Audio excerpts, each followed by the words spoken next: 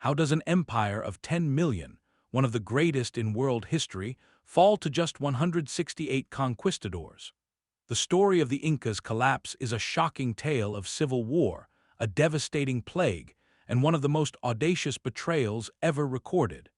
This is the true story of how a civilization that mastered the mountains was brought to ruin. The year was 1911, and a young explorer named Hiram Bingham found himself journeying through Peru's mountainous cloud forests. For years, a persistent rumor had circulated about a lost city hidden high in the Peruvian Andes, somewhere within the Vilcabamba Valley, and Bingham was determined to follow this lead. Despite his skepticism, a tip from a local guide convinced Bingham to attempt an investigation by ascending a treacherous mountain path. In his own words, he later recounted the experience of the journey. The peaks on either side were so high that many were snow-capped, even as a dense tropical jungle often shaded the trail. He noted that there appeared to be few ruins, making him feel his time was being wasted. Yet, the scenery was spectacular. The magnificent peaks of the Vilcabamba Canyon surrounded them, with the rushing river a noisy ribbon of water 2,000 feet below. Pushing upward, Bingham battled his way through the thick forest, all while resisting the onset of altitude sickness, a common affliction for travelers in the high Andean passes. Before long, he came upon a sight that surely sent his pulse racing. He found himself suddenly surrounded by tropical forest, but beneath the canopy of trees, he could discern a labyrinth of ancient walls. These were the remains of structures built from granite blocks, with some stones expertly fitted together in the most sophisticated style of Inca masonry. While initially impressed, his continued exploration revealed that this was far more than just a handful of scattered ruins. Moving along a few paths, he discovered a small clearing containing two magnificent temples or palaces. He was struck by the exceptional quality of the stonework, these grand structures, and the seemingly vast quantity of well-built stone houses. It led him to suspect that this could be the most significant and extensive ruin ever found in South America. What began as a trek transformed into an excited rush, as one set of crumbling ruins only led to another, confirming that a substantial settlement was buried beneath the thick vegetation. The arduous ascent had taken them an hour and 20 minutes, with a significant portion of the distance was spent crawling on hands and knees, sometimes just clinging on by their fingertips. Crude ladders, fashioned from the notched trunks of small trees, were positioned in places to navigate cliffs that would have otherwise been impassable. On top of all that, the heat was completely oppressive. What Bingham had found were the remains of a royal estate belonging to the rulers of a people known as the Inca.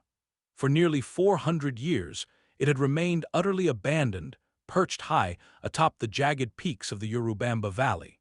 This site is now famous worldwide as Machu Picchu, and it stands as one of the planet's most iconic and unique ancient ruins. It once served as a key outpost for an empire that extended clear across the South American continent. This was the region's most expansive and complex civilization, an empire that had managed to conquer one of the harshest environments on Earth. As he worked to clear the dense vegetation from the ancient walls in the weeks and months that followed, a series of questions must have formed in his mind. How could a civilization construct such a formidable fortress among the clouds? How did this magnificent city remain hidden for centuries, its stones bearing no marks of battle or ruin? And what fate could have possibly befallen the Inca people who once thrived in this cloud forest? To understand their story is to understand the world that created them, a world forged in one of the most extreme mountain landscapes our planet has to offer. This unique culture built the largest empire the Western Hemisphere had ever seen, only for its society to end in a manner that was as dramatic as it was catastrophic. Spanning the South American continent is the Andes, the longest continental mountain range in the entire world. This incredible geological feature stretches for over 7,000 kilometers from north to south, a distance equivalent to roughly 1/6 of the Earth's circumference.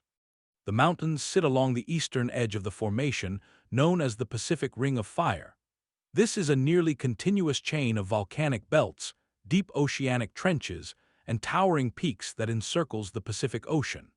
Consequently, it is one of the most seismically volatile regions on the globe, accounting for approximately 90% of the world's earthquakes and around 75% of its active volcanoes. These soaring peaks, which formed between 6 and 10 million years ago, have had a profound impact on the circulation of our planet's atmosphere. This influence has given rise to some of the world's most dramatic and varied landscapes. To their east, the mountains function as a colossal wall, trapping the continent's rain clouds. The pooling of this moisture has resulted in the vast Amazon rainforest, a sprawling jungle containing over 400 billion trees. Even though the Andes run right alongside the Pacific coast and is nearly 3,000 kilometers from the Atlantic, a staggering 90% of the water that falls in these mountains still drains into the Atlantic Ocean. This immense volume of water follows the massive watercourse of the Amazon River, fueling a spectacular abundance of life across the vast plain. The land on the Pacific side of the range, however, presents a starkly different reality. Here, the western slopes descend into a desert known as the Atacama, which holds the title of the driest place on Earth.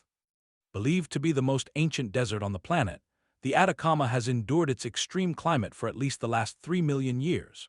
Its intense dryness is caused by cold Antarctic winds that travel up the coast of Chile and Peru, having been completely stripped of moisture by the sub-zero polar conditions. The aridity is so profound that even with numerous mountains exceeding 6,000 meters in height, many are totally devoid of glaciers. In fact, some modern weather stations established in the desert have yet to record a single instance of rain. This combination of extreme dryness and a broken, rocky terrain makes the desert a go-to filming location for science fiction movies set on Mars. The comparison is scientifically apt. A team of researchers in 2003 went into the Atacama's driest regions and replicated the very tests used by the Mars Viking rovers to search for life on the Red Planet. Their results were negative, revealing no detectable signs of life.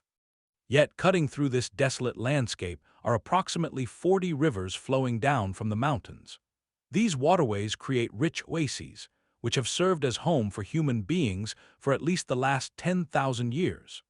This region marked one of the final stops in humanity's epic 30,000-kilometer journey from the deserts of Ethiopia. In these valleys that receive almost no rainfall, a host of common plants were domesticated and cultivated, including foods like avocados, peanuts, beans, squash, peppers, sweet potatoes, and fruits such as pineapples and guavas.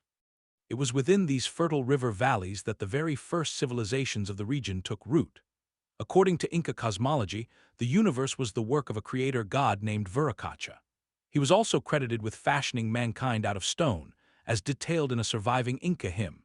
O Creator, root of all, Viracocha, end of all, Lord in shining garments who infuses life and sets all things in order, saying, let there be man, let there be woman. Molder, maker, to all things you have given life, watch over them, keep them living prosperously, fortunately in safety and peace. The Inca, in fact, were merely the latest civilization in a long succession of cultures that rose and fell in the Andean region. The Atacama Desert's coastal basin is considered one of the world's few independent cradles of civilization. It shares this distinction with places like Mexico, the Indus Valley, China's Yangtze and Yellow River basins, and the Tigris-Euphrates Valley in Mesopotamia, all locations where urban human societies developed on their own. A faint recollection of these ancient times is preserved in the Incas' own historical narrative, known as the Chronicle of the Incas. It describes an earlier epoch. In ancient times, they say the land and the provinces of Peru were dark and neither light nor daylight existed. In this time, there lived certain people who had a lord who ruled over them and to whom they were subject. The name of these people and that of their ruler have been forgotten. Today, we do know the names of some of these peoples, and among these early forerunners, the Moche and the Nazca are two of the most recognized. These two cultures flourished with impressive organization and sophistication, expanding their influence across the Atacama Desert during a timeframe that mirrored the rise and fall of the Roman Empire, roughly from 400 BC to 580 AD. Mastering the art of water management in this arid environment, they constructed extensive stone canals and channels, which allowed them to push their settlements further into the Andean foothills and mountain valleys. What the Nazca are most remembered for, however, are the hundreds of incredible images and patterns they etched into the coastal desert floor. Initially, these lines began as a practical solution. To facilitate trade and travel across a difficult terrain of stones and rubble, the Nazca cleared long, straight pathways. Over time, though, it appears these cleared paths evolved, taking on a more artistic and possibly spiritual purpose. The method was straightforward, yet required meticulous planning. Using simple tools, they removed the dark surface rocks to expose the lighter-colored sand underneath.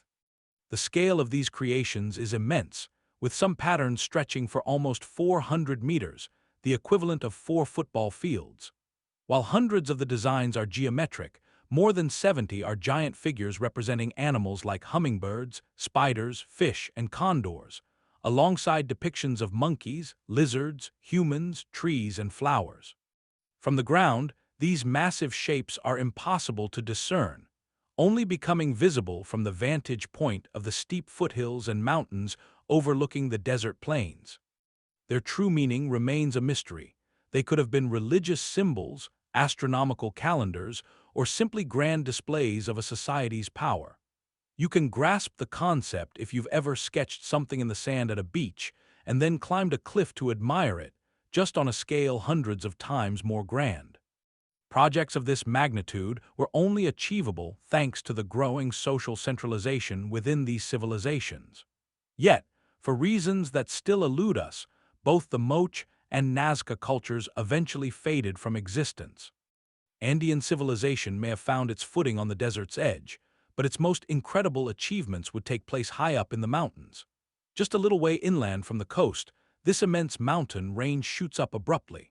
Surviving in this environment is an extraordinary challenge. It is a world of jagged, towering peaks composed of sandstone, limestone, and granite, where a mere 2% of the land can be used for agriculture. These dramatic shifts in elevation created a vertical world of extremes. The highest peaks could soar to 6,700 meters, or 22,000 feet, which is about two-thirds of the cruising altitude for a modern airliner. On the steep, rocky slopes of the Andes, fertile soil was a rarity, and finding rich earth was uncommon even at the bottom of the valleys. Year-round, snow and ice capped the mountains above 4,800 meters, with the snowline creeping much lower during the winter. For the inhabitants of this region, altitude was the most important way to understand their landscape. The people of the Andes organized their world into distinct zones based on height.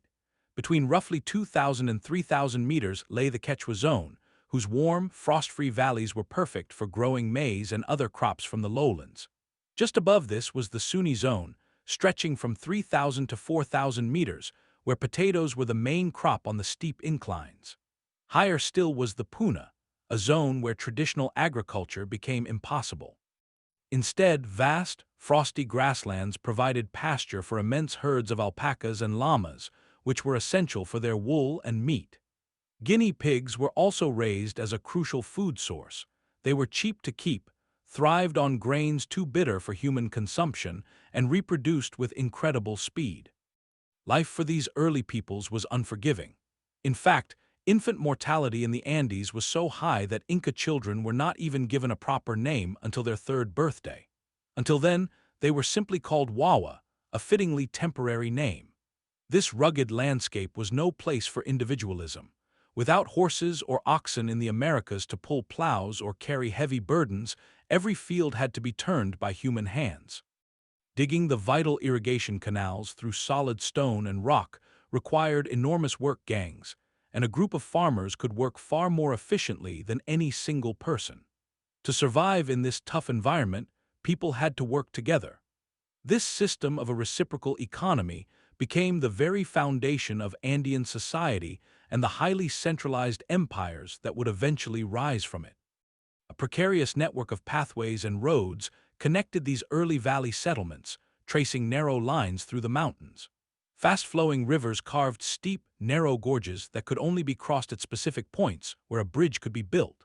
Consequently, there was often only a single road connecting one town to the next, creating a fragile web that gradually transformed the mountain landscape into a traversable network. Along these routes, the Andean people trekked with caravans of llamas. These camelid creatures are exceptionally strong for their size, capable of carrying loads up to 40 kilograms over some of the most difficult terrain on Earth. As pack animals, llamas were also essentially self-sufficient. Since they could graze on the coarse grasses found along the mountain paths, travelers didn't need to haul food for them, freeing up precious space for cargo. Along this complex and sophisticated trade system, a vibrant exchange flourished. Coca leaves, tobacco, and bright feathers made their way west out of the jungle, while maize, seashells, and dried fish traveled east from the coast. This network was so extensive that seashells could be seen decorating the clothing of people who lived 1,000 miles from the ocean, while people who had never seen the jungle adorned their hair with brilliant tropical feathers. One of the first great cities of this region was called Tiwanaku, which emerged in what is now western Bolivia, near the expansive shores of Lake Titicaca. This body of water, which today straddles the border between Bolivia and Peru, is the largest lake in South America and one of the highest in the world. The lake is so immense that it is often impossible to see the opposite shore. In the craggy Andean landscape, it creates a completely unique environment where jagged peaks and narrow valleys give way to open blue skies, a distant horizon, and the placid surface of the water reflecting it all like a mirror. Throughout the history of the Andean people, this lake would hold a special place in their imagination and serve as the focal point of their mythology. The city of Tiwanaku itself was home to as many as 20,000 people and was one of the first true capitals of the Andes. It boasted vast pyramid structures and impressive gateways carved from single blocks of stone weighing as much as 66 tons. The cultural debt that the Inca owed to Tiwanaku is clear in their own creation story. They believed it was at this very spot that light was first brought to the world, which had previously existed in total darkness. The story tells of a lord who emerged from the lake, brought a number of people with him to the place now called Tiwanaku, and there suddenly created the sun and the day. After ordering the sun to follow its course, he then made the moon and the stars. From the Inca perspective, the light of civilization itself had been born at Tiwanaku. By the time the Inca came to rule the Andes, this ancient city was already a field of ruins. When they first stumbled upon it, they would have discovered an abandoned and chaotic mess of broken masonry. The high, grassy plains were littered with the fragments of monumental statues, with shattered stone heads staring out from the walls. To the Inca, the meaning of this site was obvious. This must have been the workshop of the creator god, Viracocha. They concluded that these stone statues were his first, failed attempts at creating human life.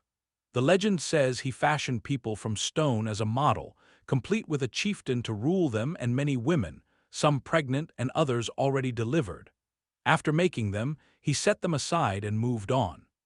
This belief in a stone origin is deeply revealing. In the Sumerian legends of Mesopotamia, the god Enlil created man from clay, an idea that survived in the Hebrew Bible. Clay was the fundamental element of Mesopotamia. It built their houses, their pots, and was the medium for their writing. But in the Andes, the element that people knew best was stone. Stone was everywhere. It towered over them in the valleys, it lay just beneath the thin soil, and it was the material they had to cut through to build their canals, homes, and temples. It was also a destructive force, tumbling down mountainsides during the frequent earthquakes. It's perhaps no surprise, then, that the Inca believed themselves to have been crafted from stone. It was in the city of Tiwanaku that the art of stone carving reached its earliest zenith. A great monument known as the Gate of the Sun still stands there in ruins, its surface covered with 48 intricately carved figures that may represent something akin to the signs of the zodiac. The city was a grand place, where the elites lived inside a fortified artificial island, protected by 4 high stone walls and surrounded by a moat. But after a time, Tiwanaku also faded into obscurity. Nevertheless, its influence on the region was enormous, and every civilization that followed, including the Wari, would carry something of its unique cultural imprint. The Wari were experts at water control, marshalling enormous work gangs to build vast reservoirs and aqueducts that cut through the dry coastal plain. This mastery over water allowed the Wari to transform the desolate landscape of the low Andes and tame the desert. By channeling scarce water through aqueducts stretching as far as 40 kilometers, they managed to sustain their cities.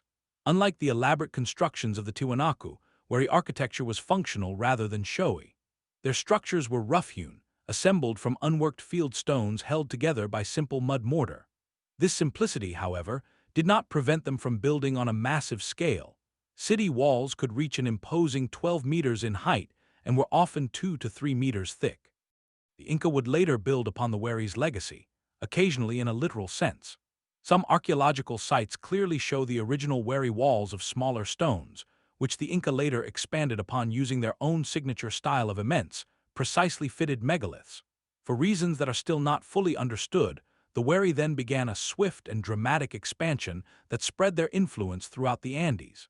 One theory suggests a new, zealous religion compelled them to conquer neighboring peoples. Another possibility points to climate change, proposing that their desert homeland became less viable, making territorial expansion a necessity for survival. Whatever the cause, their success was undeniable. Between the mid-6th and mid-7th centuries, while Europe struggled in the wake of Rome's collapse, the Wari forged a vast domain, subjugating numerous groups as they pushed across the formidable Andean mountains. A defining feature of Wari expansion was the construction of agricultural terraces. These structures were masterpieces of engineering, demonstrating a profound understanding of local botany and soil science. The terrace walls were expertly angled, sloping backward to secure the soil and withstand seismic activity. A base layer of broken stones provided drainage, covered by gravel and sand. The final, crucial layer consisted of fertile topsoil, painstakingly transported up from river valleys and lower altitudes, then meticulously maintained through constant fertilization and aeration. These stone walls also served as a climate control system, absorbing solar heat during the day and radiating it back into the soil at night to protect crops from severe mountain frosts. This ingenious method made agriculture possible at extreme elevations, effectively converting barren, rocky mountainsides into productive ledges of farmland. Thanks to this technology, crops like tomatoes, pumpkins, squashes, and even varieties of tobacco could flourish among the high Andean peaks. The incredible site of Moche is believed to have been an advanced agricultural research station. Visually stunning, it consists of concentric circular terraces descending 30 meters into the earth, resembling a sunken amphitheater. Located at an altitude of 3,500 meters, Moche creates a series of microclimates. The temperature gradually and consistently increases with each step down into the depression, with the overall variation between the highest and lowest terrace reaching as much as 15 degrees Celsius, perfect for the experimental cultivation of new high-altitude crops. Such sophisticated methods position the Andean peoples as some of the world's earliest bioengineers, enabling them to pursue a farming strategy centered on resilience through biodiversity. They fostered an incredible variety of crops, including over 1,000 types of potato and more than 150 kinds of maize. A single field might contain up to 200 different potato varieties, each possessing unique traits for resisting frost, withstanding drought, or fighting off specific blights. Furthermore, the cold, arid mountain climate allowed for the natural freeze-drying of these foods. This preservation technique meant that surplus crops could be stored for many years, creating a vital food security system that could buffer the population against any crisis. An enigmatic native text, the Huascar manuscript, honors the immense effort of these ancestors who made the stony Andean landscape flourish. It reads, "In very ancient times when a great number of people had filled the land, they lived miserably, scratching and digging the rock faces and ledges to make the terraced fields. These fields, some small, others large, are still visible today on all the rocky heights." The Wari's influence on the Inca extended far beyond their agricultural innovations. They also pioneered the kind of administrative empire that would lay the blueprint for Inca success. A key part of this Wari model was a high degree of centralization, evident in the standardized administrative buildings they constructed in every town they conquered. This powerful imperial system endured for over 4 centuries, but then, for reasons still shrouded in mystery, it all began to crumble around the year 1000. Within a century, by the year 1100, every major Wari center lay empty, never to be inhabited again. While the Wari Empire itself had turned to dust, its legacy was far from over. They had planted the very idea of a unified Andean empire, and in their absence, a number of former client states vied to take up that impressive mantle. This ambition triggered centuries of fragmentation and conflict, as rival states battled across the mountains to fill the vast power vacuum. It was from this crucible of warfare that the Inca would eventually rise. They deliberately styled themselves as the political and cultural heirs of the Wari, going so far as to clothe their nobility in woven tunics derived from traditional Wari garments. Their own imperial capital of Cusco was even designed after Wari cities. The purpose of this imitation was to broadcast a clear and powerful message. The era of chaos was ending. The true successors to the old empire had arrived to restore order, and these successors were the Inca. Understanding the Inca, however, presents a unique challenge because they kept no written records, having never developed a written language. Instead, they documented everything from extensive epic poetry to administrative data and official messages using a remarkable system of knotted cords known as quipus. Information was encoded on these devices through an intricate combination of knot sizes, positions, and colors, which could only be deciphered by trained specialists known as quipucamiocs. An early eyewitness, Hernando Pizarro, captured a glimpse of these quipucamiocs performing their mysterious work. He wrote, "They count by certain knots on cords and so record what each chief has brought. When they had to bring us loads of fuel, maize, chicha, or meat, they took off knots or made knots on some other parts so that those who have charge of the stores keep an exact account." Even today, these quipu remain undeciphered, leaving it unclear just how much detailed information they actually held. A leading theory suggests they may have been sophisticated mnemonic devices, helping an individual recite long poems or messages they had already memorized. If you had to remember hundreds of lines of poetry by heart, you can see how such a system would be a useful memory prompt.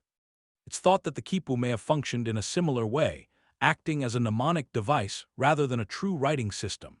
The downside, however, is that a quipu becomes nearly indecipherable without its creator present to explain it. Tragically, in the time since Inca society collapsed, the specific knowledge of how to interpret the quipu has vanished. Because of this, the first written documents available for study come from Europeans, composed right as their invasion of the Inca lands was unfolding. These valuable sources are typically separated into 3 distinct groups.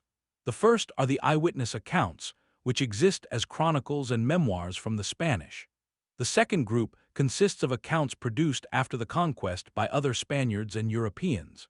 The third and final category includes the writings of native authors, who were taught to write in Spanish schools in the decades that followed the conquest. The Catholic Church also generated an enormous volume of records detailing Inca culture, their beliefs, and their religious rituals. In a twist of irony, the very purpose of these records was to make it easier to stamp out these native practices. Today, however, they represent some of our most essential documents for piecing together the lives and beliefs of this ancient civilization. From the exact time of the Spanish contact, only 6 known eyewitness accounts have survived. 4 of these were composed in the immediate aftermath of the conquest. While they are incredibly vivid and rich with detail, they are undeniably skewed by the perspectives of their authors and the roles those men played in the downfall of Inca society. 2 additional eyewitness accounts, written many decades after the fact, are generally seen as being less accurate. Beyond these, a vast and confusing collection of secondary sources exists, written by individuals who never saw the conquest firsthand but instead interviewed those who had. A great number of these are considered extremely unreliable, but a couple of them are exceptionally valuable. One such source comes from a Spaniard named Juan de Betanzos. He distinguished himself by becoming one of the few Spaniards to master Quechua, the Inca language. He also married an Inca princess with an incredible history of her own. She had previously been married to both of the story's central figures, the final Inca king, Atahualpa, and the Spanish conquistador, Francisco Pizarro. The combination of Betanzos, fluency in the language, the interviews he conducted with his wife, and his deep grasp of Andean culture culminated in a book titled The Narrative of the Incas. This work presents Inca history as it was relayed to him by his wife's people. Another indispensable account was written by Pedro Cieza de Leon. He was a Spanish Jew who converted to Christianity, a requirement for him to journey to the New World and serve as a conquistador. He authored several extraordinary documents known as the Chronicles of the Inca. Within these pages, he meticulously recorded everything he could discover about how the Inca people perceived their own history. Yet he was always transparent about the unreliable and incomplete nature of some of the stories he was told. As he notes in one chapter, these Indians have no letters and can only preserve their history by the memory of events handed down from generation to generation and by their songs and quipus. I say this because their narratives vary in many particulars, some saying one thing and others giving a different version. Accounts from indigenous authors are often complex and challenging to analyze. One fascinating hybrid document was dictated by an Inca king named Titu. Long after the conquest, he recounted his first-hand experience of the Spanish invasion to a missionary named Fray Marcos Garcia. The book that resulted, an Inca account of the conquest of Peru, was published in 1570, nearly 4 decades after the initial contact. This text provides an unbelievable snapshot of the fear and confusion surrounding that first encounter. Still, even Titu himself acknowledged the challenge of recalling events with perfect accuracy after so much time had passed, stating, "As the memory of men is frail and weak, it would be impossible to remember everything accurately with regard to all our great and important affairs unless we avail ourselves of writing to assist us in our purposes." A final work, the Huascar manuscript, offers a rare window into the lives and beliefs of the Andean peoples before any European contact. The book was put together in the 16th century, a full 70 years after the invasion, under the oversight of a Spanish cleric, Francisco de Avila, who was convinced the local people were worshipping the devil. In spite of the complicated circumstances of its creation, the manuscript is an attempt to document all the surviving myths, religious ideas, and traditions that the Andean people of Huascar province could remember, and it gives us a rich picture of what life was once like for people like the Inca. Taken together, this collection of complicated and often biased accounts allows us to form a picture of the events that caused South America's greatest empire to come crashing down. According to the Incas' own understanding of their history, their story started with a small group of highlanders who traveled to a place named Cusco, a pleasant valley located in the highlands of southern Peru. This valley stretches for about 40 kilometers and is fed by the Huetani River. We have no way of knowing precisely when this group of settlers arrived, or if this migration truly happened, but most estimates place the event around the year 1200. To put that time in perspective, over in Europe, the English crusader King Richard the Lionheart had just passed away, leaving his throne to the notorious King John. Far to the east, Japan's first shogun, Minamoto no Yoritomo, had overthrown the emperor to establish himself as a military dictator. And somewhere in the high Andes, a small band of people settled into a place that would become their home. The Inca creation myth paints a picture of what these first migrants would have encountered upon their arrival. The site that is now the great city of Cusco was then a tiny settlement of around 30 small, simple houses made of straw. A marsh filled with sharp-edged sedge grass surrounded this humble town. The homes from this period were constructed using rough stones that were shaped to fit together tightly, though in irregular patterns. For roofing, they used a type of mountain grass called iku, which can grow over a meter tall at altitudes above 3.5 kilometers.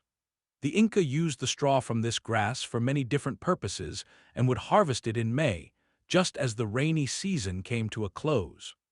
The name for the new Inca capital, Cusco, is derived from the Quechua words Cuscuenca, meaning the Rock of the Owl. The location of Cusco had long been a meeting point for empires. It sat right at the intersection of the former territories of the Wari and the Tiwanaku, allowing it to absorb the influences of both and develop a unique, hybrid culture. One legend claims the Inca people's story began when a cave in this region opened, and four brothers, along with their wives, emerged from it. One of the brothers was called Ayar-Aki.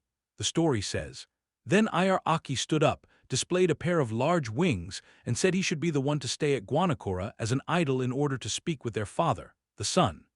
Ayar-Aki raised up in flight toward the heavens so high that they could not see him. After this had been stated, Ayar-Aki turned into a stone, just as he was with his wings. Following this, his brother, Manco Capac, along with the others, built a house and began to cultivate maize." A different origin myth proposes that the Inca story started on an island in Lake Titicaca. There, they were charged with the mission of bringing civilization to the Andean world. From the lake, they journeyed north towards the future site of Cusco, testing the soil at each stop with a golden staff. When they finally reached the valley of Cusco, the staff plunged deep into the earth, and they knew they had found the place they were searching for. With this new home established, the Inca developed a powerful worldview. Regardless of the story's true origins, they reveal how the Inca saw themselves, an image remarkably similar to countless empires throughout history. They held a firm belief in their own destiny to expand, to conquer, and to bring the light of civilization to the peoples on their borders. Their subsequent accomplishments were truly staggering. They were on the verge of a swift expansion that would, in as little as 50 to 80 years, forge the greatest empire the Western Hemisphere had ever known. The Inca attribute this incredible growth to the efforts of one legendary king, Pachacuti Inca Yupanqui. His name, translated from Quechua, means "he who overturns time and space," and traditional accounts paint him as a figure like Alexander the Great, a conqueror of unparalleled energy and skill. If the Inca chronicles are accepted as truth, his reign was responsible for transforming Cusco from a small town into the capital of an empire that blanketed nearly all of western South America. Pachacuti's life began in Cusco, inside the palace known as the Cuscacancha. As a youth, he would have gazed upon the sunlit, grassy hillsides of the valley and watched birds soar above the city's yellow-thatched rooftops. It may have been here that he first dreamed of the immense power his city could one day possess. Records state that as a boy, he received an education in history, laws, and language, but Pachacuti was not destined for the throne. That distinction belonged to his older brother, Urco, whom his father had designated as the heir. Pachacuti's moment, however, would arrive when the Inca were confronted with a dire threat. At some point in the early 15th century, a rival people called the Chanca launched an invasion into the lands surrounding Cusco. Their formidable armies poured into the fertile valley and laid siege to the capital itself. Believing the city was indefensible, both Pachacuti's father, the king, and his brother, the crown prince, fled. Pachacuti, however, remained behind. With the Inca army on the brink of collapse, the story goes that Pachacuti stood upon the city walls and personally rallied the soldiers to his side. As the Chanca assaulted the city, he spearheaded a fierce defense and, against impossible odds, succeeded in driving back the invaders. Legend claims he fought with such ferocity that the very stones of the mountains came to life to battle the Chanca. A plausible interpretation of this story is that the Chanca army may have been struck by one of the region's frequent earthquakes or landslides, which could have contributed to the failure of their attack. Whatever the reason, Pachacuti's victory was so celebrated that around the year 1438, his father was left with little option but to name him as his successor. From the instant he became king, Pachacuti initiated a series of ambitious construction projects. He not only rebuilt Cusco following the war, but transformed it into a city that would become the envy of the entire region. He then led his revitalized Inca army in a breathtaking series of conquests that pushed their borders ever outward. A key component of Pachacuti's success appears to be that he paired conquest with construction. In every new territory, he commissioned vast irrigation channels and cultivated terraces. Under his rule, the Inca road system underwent a dramatic expansion, eventually stretching over 5,000 kilometers from Ecuador to Chile, enabling his armies to move swiftly wherever they were required. In his Chronicles of the Inca, Cieza de Leon documents this ambitious engineering. He notes that the vastness of the empire prompted the Incas to build a great road, lined at regular intervals with small, well-made houses of wood and straw. Each of these posts was staffed by 2 local men supplied with provisions, which allowed the leadership to stay informed about events across the empire and to efficiently manage the government. To aid weary travelers, milestones marked the distances to the next city approximately every 7 kilometers. Beyond his military and administrative prowess, the Emperor Pachacuti was also a poet, with numerous traditional Inca poems credited to him. These include hymns to the creator god Viracocha, which ask for blessings upon his people, such as one that reads, Lord Viracocha, who says, Let there be day, let there be night, who makes the sun your son, move happy and blessed every day, so that man whom you have made has light. Yet, Pachacuti was also capable of incredible ruthlessness. As the empire grew, groups that repeatedly defied his authority were forcibly uprooted. Inca soldiers would drag them from their homes and resettle them as colonists in distant corners of the empire. But the expansion of Inca influence was not always a violent affair. Pachacuti masterfully employed a complex intelligence network of spies and informants. These agents would infiltrate neighboring states, gathering reports on their strength and riches. He would then dispatch messengers bearing luxurious gifts, like fine textiles and coca leaves, to the rulers of these kingdoms. As Cieza de Leon recalls, the Inca always tried to begin their negotiations on pleasant, rather than harsh, terms. They would march their army to a position near the territory they wished to absorb, while simultaneously gathering thorough intelligence on their potential adversary. The Inca would then send envoys to propose that the other kingdom join them as allies and relatives, inviting them to come out with joyful hearts and willing minds to offer their obedience, just as other provinces had. To encourage this outcome, valuable presents were always sent to the local chiefs. These lavish gifts came with a very straightforward proposition, a message that was crystal clear. Join the Inca Empire, and you will be made rich beyond your wildest dreams. For the most part, it seems that neighboring rulers readily accepted this generous offer and were peacefully absorbed into the ever-expanding empire. This arrangement, however, was not without an unspoken threat. An invasion was the immediate consequence for any who refused to accept Inca rule, and resisting leaders faced execution, with no exceptions made. Backing up this proposition was a truly intimidating fighting machine, the Inca army. Under the Inca system of organized labor, any commoner was subject to conscription, and it was expected that every man who was physically able would participate in a war in some fashion at least once. This system allowed the Inca army to swell to the staggering size of 140,000 men. Lacking iron or steel, the Inca held no significant technological advantage over other Andean cultures.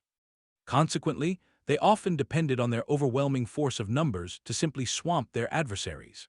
Their arsenal consisted of hardwood spears propelled by spear throwers, along with arrows, javelins, and slings. For close combat, they wielded clubs and maces fashioned from the hard wood of the chonta palm, featuring blunt or spiked heads made of copper or bronze. Their protection came from armor made of wood and animal hide, sometimes reinforced with metal plates. On their backs, warriors carried small, round shields constructed from woven palm wood slats and cotton. A favorite strategy involved ambushing an enemy in steep valleys, where they could roll rocks down the hillsides and trap their foes in devastating avalanches. They advanced into combat to the thunderous sound of beating drums and the blare of trumpets crafted from wood, conch shells, or horn. It must have been a tremendous spectacle to witness the entire army massed together and marching off to war, making it easy to understand why so many kingdoms chose to accept the Incas' offer of wealth rather than confront them on the battlefield. Just as impressive was the logistical network that sustained this massive army. Inca soldiers traveled along flawlessly maintained highways that cut through the mountains, crossing towering gorges on sturdy bridges. Along these routes, they found shelter in barrack-style buildings known as tambos and received provisions from abundantly stocked storehouses called quilcas.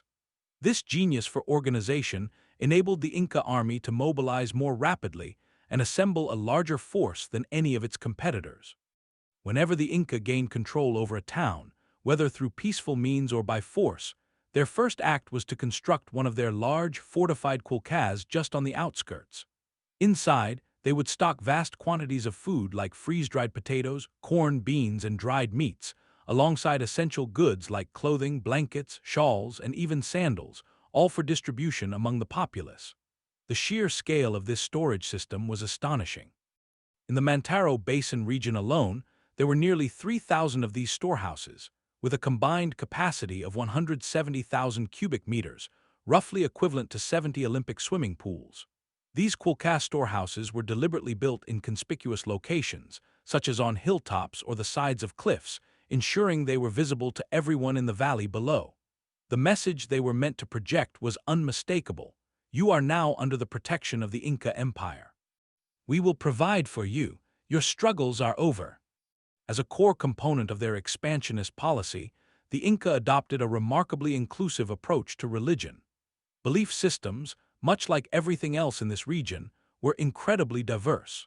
The Huascar manuscripts, for instance, document the wild variations from one town to the next in the mythology of a single goddess named Chopi Namka, including her relationships with other deities and legendary figures.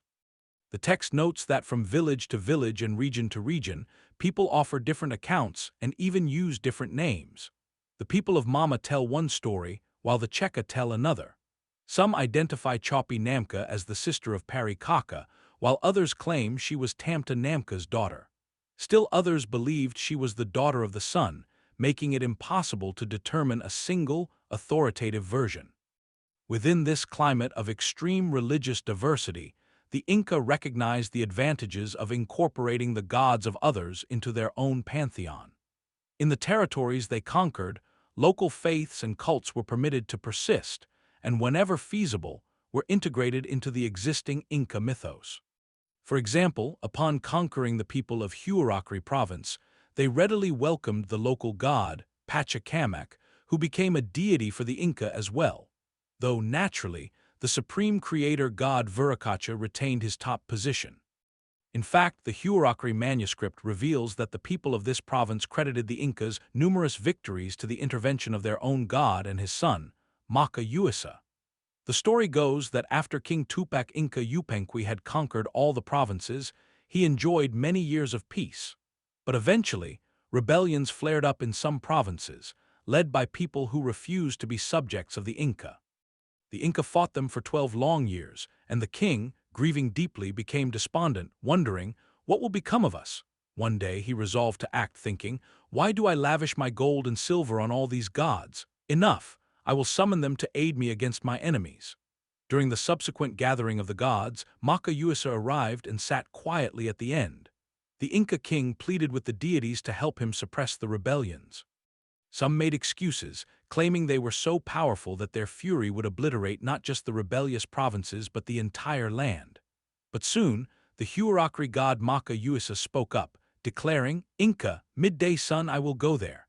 I'll go and subdue them for you right away, once and for all." Once he was brought to a hill overlooking the enemy, Machu unleashed a torrential rain upon them. By flashing lightning and pouring down more rain, he washed away entire villages in a mudslide, reducing them to eroded chasms. He exterminated all the great lords and other powerful men with lightning bolts, sparing only a few commoners. This miraculous intervention resulted in the Huascar god being welcomed wholeheartedly into the Inca religious framework. From that day forward, the Inca revered Parikaka even more profoundly, assigning him 50 retainers. This religious open-mindedness was a key factor that allowed the Inca to integrate a vast and diverse array of peoples into their empire and to expand with incredible speed. When they conquered the lands of the central Peruvian coast around 1470, they encountered a great temple dedicated to the god Pachacuti, which housed a renowned oracle. During their occupation, they permitted the temple's priests to carry on worshipping their own gods, merely adding a few new structures to facilitate the worship of Inca deities like Viracocha. Of course, among the most extraordinary outposts constructed by the Emperor Pachacuti is the very one that began this story.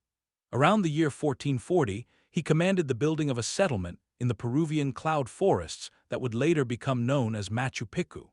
It was built perched on a mountain ridge that rises half a kilometer above the valley floor, flanked by sheer cliffs plunging down on either side.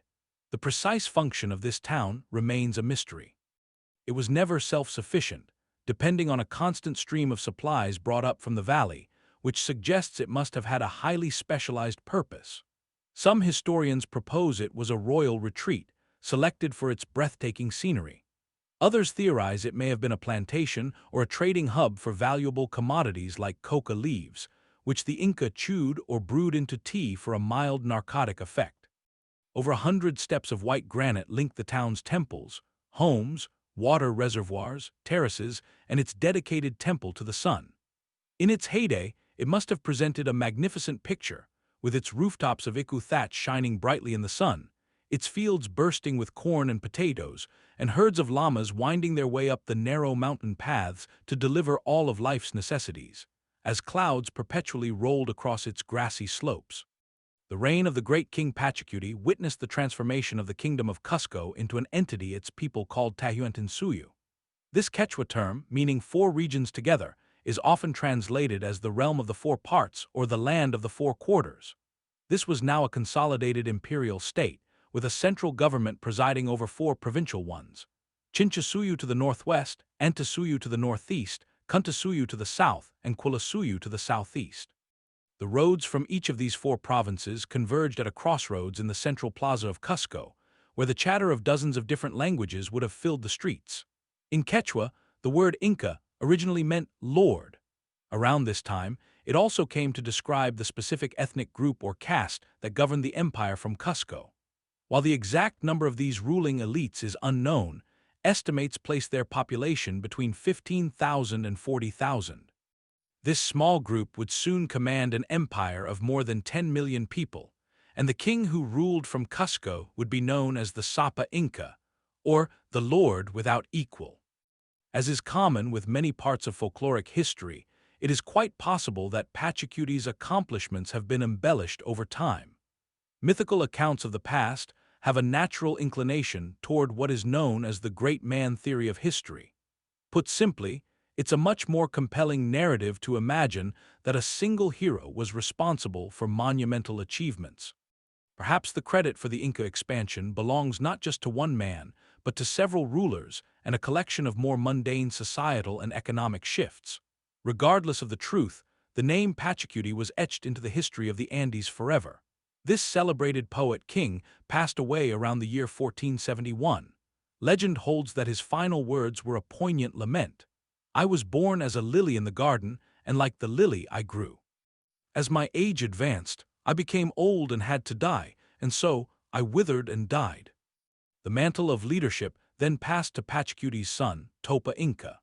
He continued his father's ambitious campaign of conquest, pushing the empire's borders outward until just a single significant adversary, the Chimu people, remained in their path. Living along the coast of what is now northern Peru, the Chimu inhabited a desert landscape where they constructed the immense, triangular mud-brick metropolis of Chan Chan. Their prosperity was built on a unique resource: the much-coveted shells of the spondylus mollusk, which flourished in the waters just off their arid shores. To harvest this wealth, Chimu divers would journey out in boats, using stones tied to their feet to descend quickly to the ocean floor. They were capable of holding their breath for minutes on end while submerged. Back in the city of Chan Chan, entire districts were dedicated to processing these shells. Here, a large-scale industry cleaned the mollusks, then polished and carved the shells for sale and distribution throughout the entire region. Their priests and kings were adorned with spectacular golden ornaments, a testament to their status as perhaps the final major competitor to the Inca. Yet, this rivalry came to an end by 1470, when the Chimu were also subjugated, leaving the Inca with virtually undisputed authority in the Andes. Back in their capital of Cusco, the Inca commemorated their supreme power by erecting a massive ceremonial complex. Central to this was a formidable building known in the Quechua language as Sacsayhuaman, or the Puma's Head. The true purpose of this structure remains something of a mystery. While European visitors would later label it a fortress because of its colossal walls, it's equally possible it held a religious significance. Sacsayhuaman holds the title of the largest megalithic construction in the entire Western Hemisphere. Its defenses are composed of immense, interlocking blocks of stone, each one shaped with such precision that they join seamlessly without any mortar. The fit is so perfect that not even a pin can be slid between them. This incredible feat represented the pinnacle of centuries of stoneworking knowledge, brought to life by the grueling efforts of huge crews of conscripted workers. The staggering human toll required to transport these massive stones can only be imagined. Lacking pack animals, the Inca relied solely on mats of wooden logs, ropes, and the raw strength of thousands of laborers. A glimpse into Sacsayhuaman's former glory comes from the 16th-century Spanish observer, Pedro Pizarro, who provided a first-hand description of the site in its heyday. He described a powerful fort set atop a hill, encircled by stone masonry walls and featuring two towering round towers. Pizarro noted that the lower sections of the wall contained stones of such immense size and thickness that it was baffling how human hands could have ever positioned them. The fit between these stones was so precise, he wrote, that you couldn't even slide the tip of a pin into the joints. He observed that the entire structure was constructed with a series of terraces and level areas. The total volume of stone utilized in Sacsayhuaman is estimated to be more than 6,000 cubic meters. The largest andesite block is thought to weigh as much as 200 tons, which is roughly 100 times heavier than the typical stone used in the Great Pyramids of Giza. It is believed that the tight fit and irregular arrangement of the stones was a clever adaptation, honed over generations, to withstand the powerful earthquakes common to the Cusco area. According to local lore, when a tremor strikes, the stones in these walls appear to dance and shake, yet they always settle perfectly back into their original positions. The capital city of Cusco was not a commercial hub in the modern sense. It lacked the markets, public squares, workshops, and businesses we associate with cities. In fact, a strict rule prohibited any foreigners or common people from remaining within its limits after dark.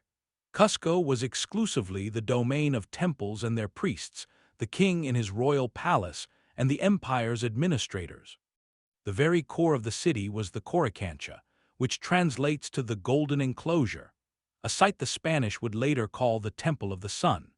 Serving as the spiritual and ceremonial center of the Inca world, this was where, for the most significant ceremonies, the preserved mummies of past emperors were displayed in the main square for viewing by crowds numbering in the thousands. An account of the Coricancha's splendor was documented by the chronicler Pedro de Cieza de Leon, who gathered his information from the surviving Inca nobility of Cusco and the last few people who remembered the temple in its prime. His account details a circumference of about 400 paces, enclosed by a tall wall built with the most exceptional and precise masonry. He claimed that in all of Spain, he had never witnessed anything comparable to these walls or the arrangement of their stones. The stone itself was described as somewhat black and rough, yet perfectly cut. A band of gold, approximately 17 inches wide and 2 inches thick, ran along the wall at its midpoint. Sheets of this same precious metal adorned the doors and arches. Within one of the grandest buildings was a massive golden figure of the sun, which was further decorated with precious gems. The temple also housed the mummies of Cusco's former rulers, each one resting amidst a vast collection of treasures. Operating from its capital in Cusco, the Inca realm grew to cover an immense territory, holding dominion over a population that may have reached 12 million people. The scale of this land was staggering. It was almost 10 times larger than Mexico's Aztec Empire and held double the number of inhabitants. Its total area of 2 million square kilometers was comparable in size to the Western Roman Empire in Europe or the Qin Empire in China. The empire's northernmost point touched the jungles of southern Colombia, while its southern reach extended through arid coastal deserts and snow-capped peaks to a location roughly 100 kilometers south of modern-day Santiago in central Chile.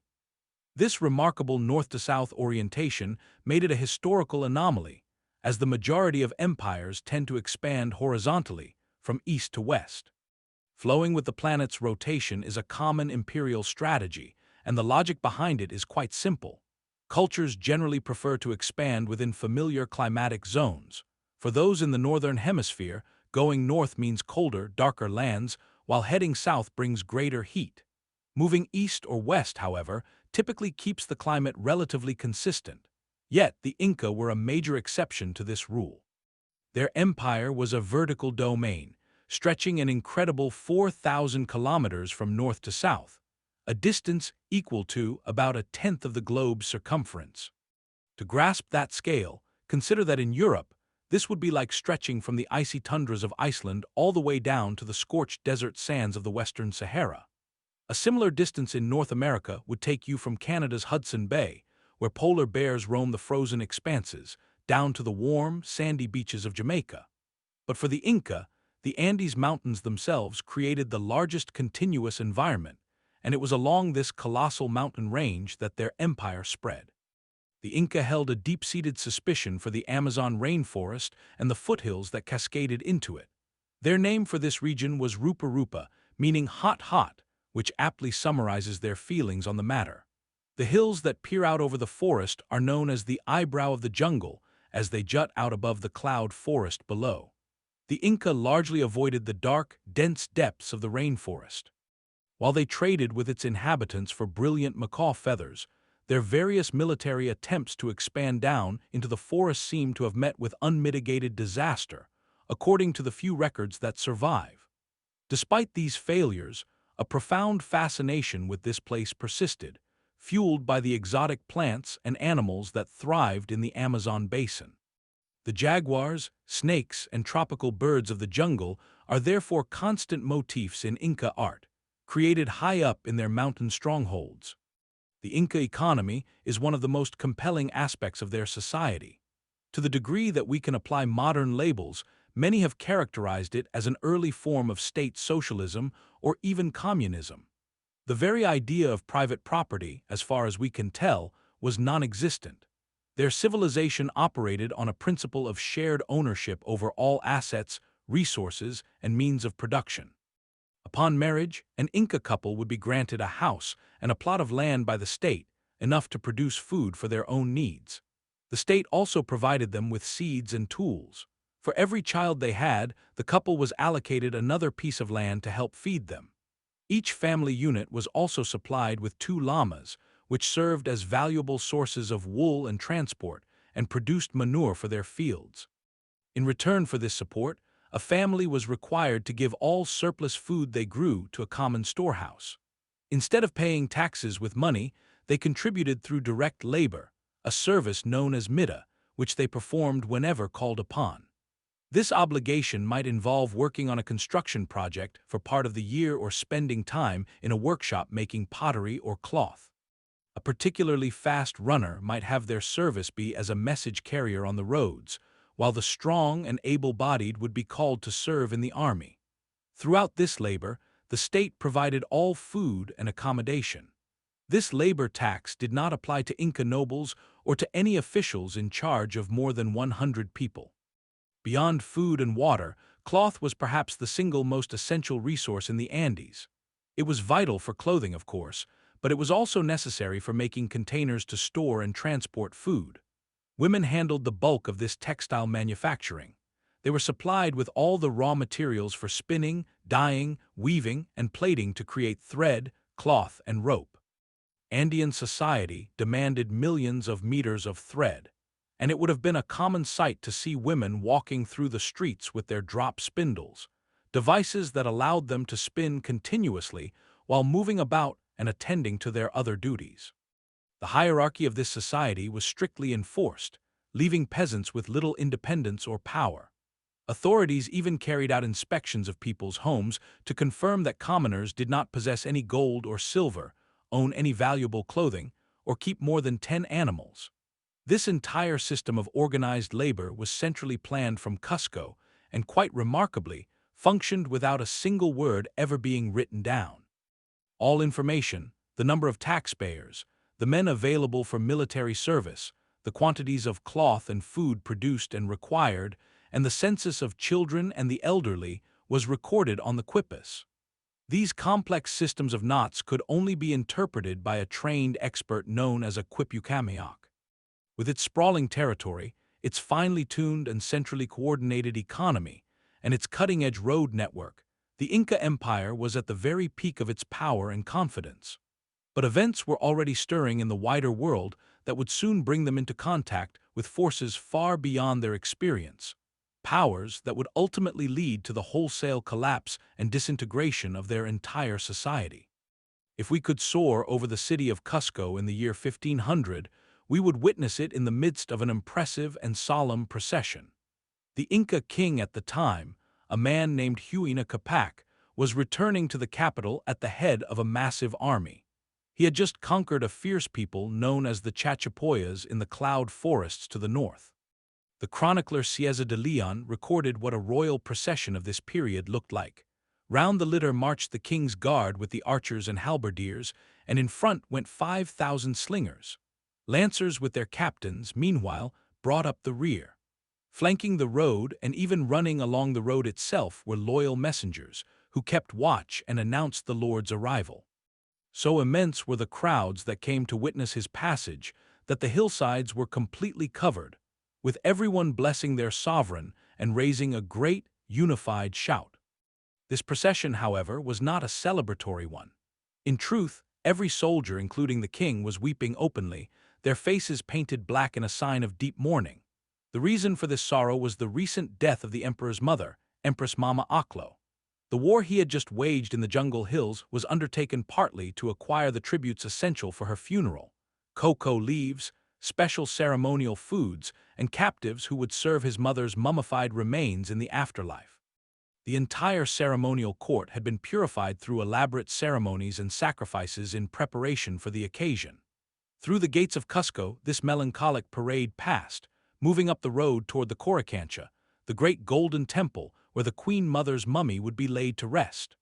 A mournful tune from drums, conches, and other instruments would have filled the air as the king neared his palace, with all the lands of the Inca united in their grief. Although the Inca could not have known it, another procession of a very different sort was being prepared on the far side of the ocean, some 10,000 kilometers to the east in the city of Rome. The year 1500 AD was drawing close for the Christians of Europe, representing a significant milestone, a millennium and a half since the accepted date of Jesus Christ's birth. This half-millennium arrived in the Christian world during a period of incredible change. Spain's Catholic monarchs had only recently conquered Europe's last Muslim kingdom with the capture of Granada, thereby unifying the Iberian Peninsula under Christian rule.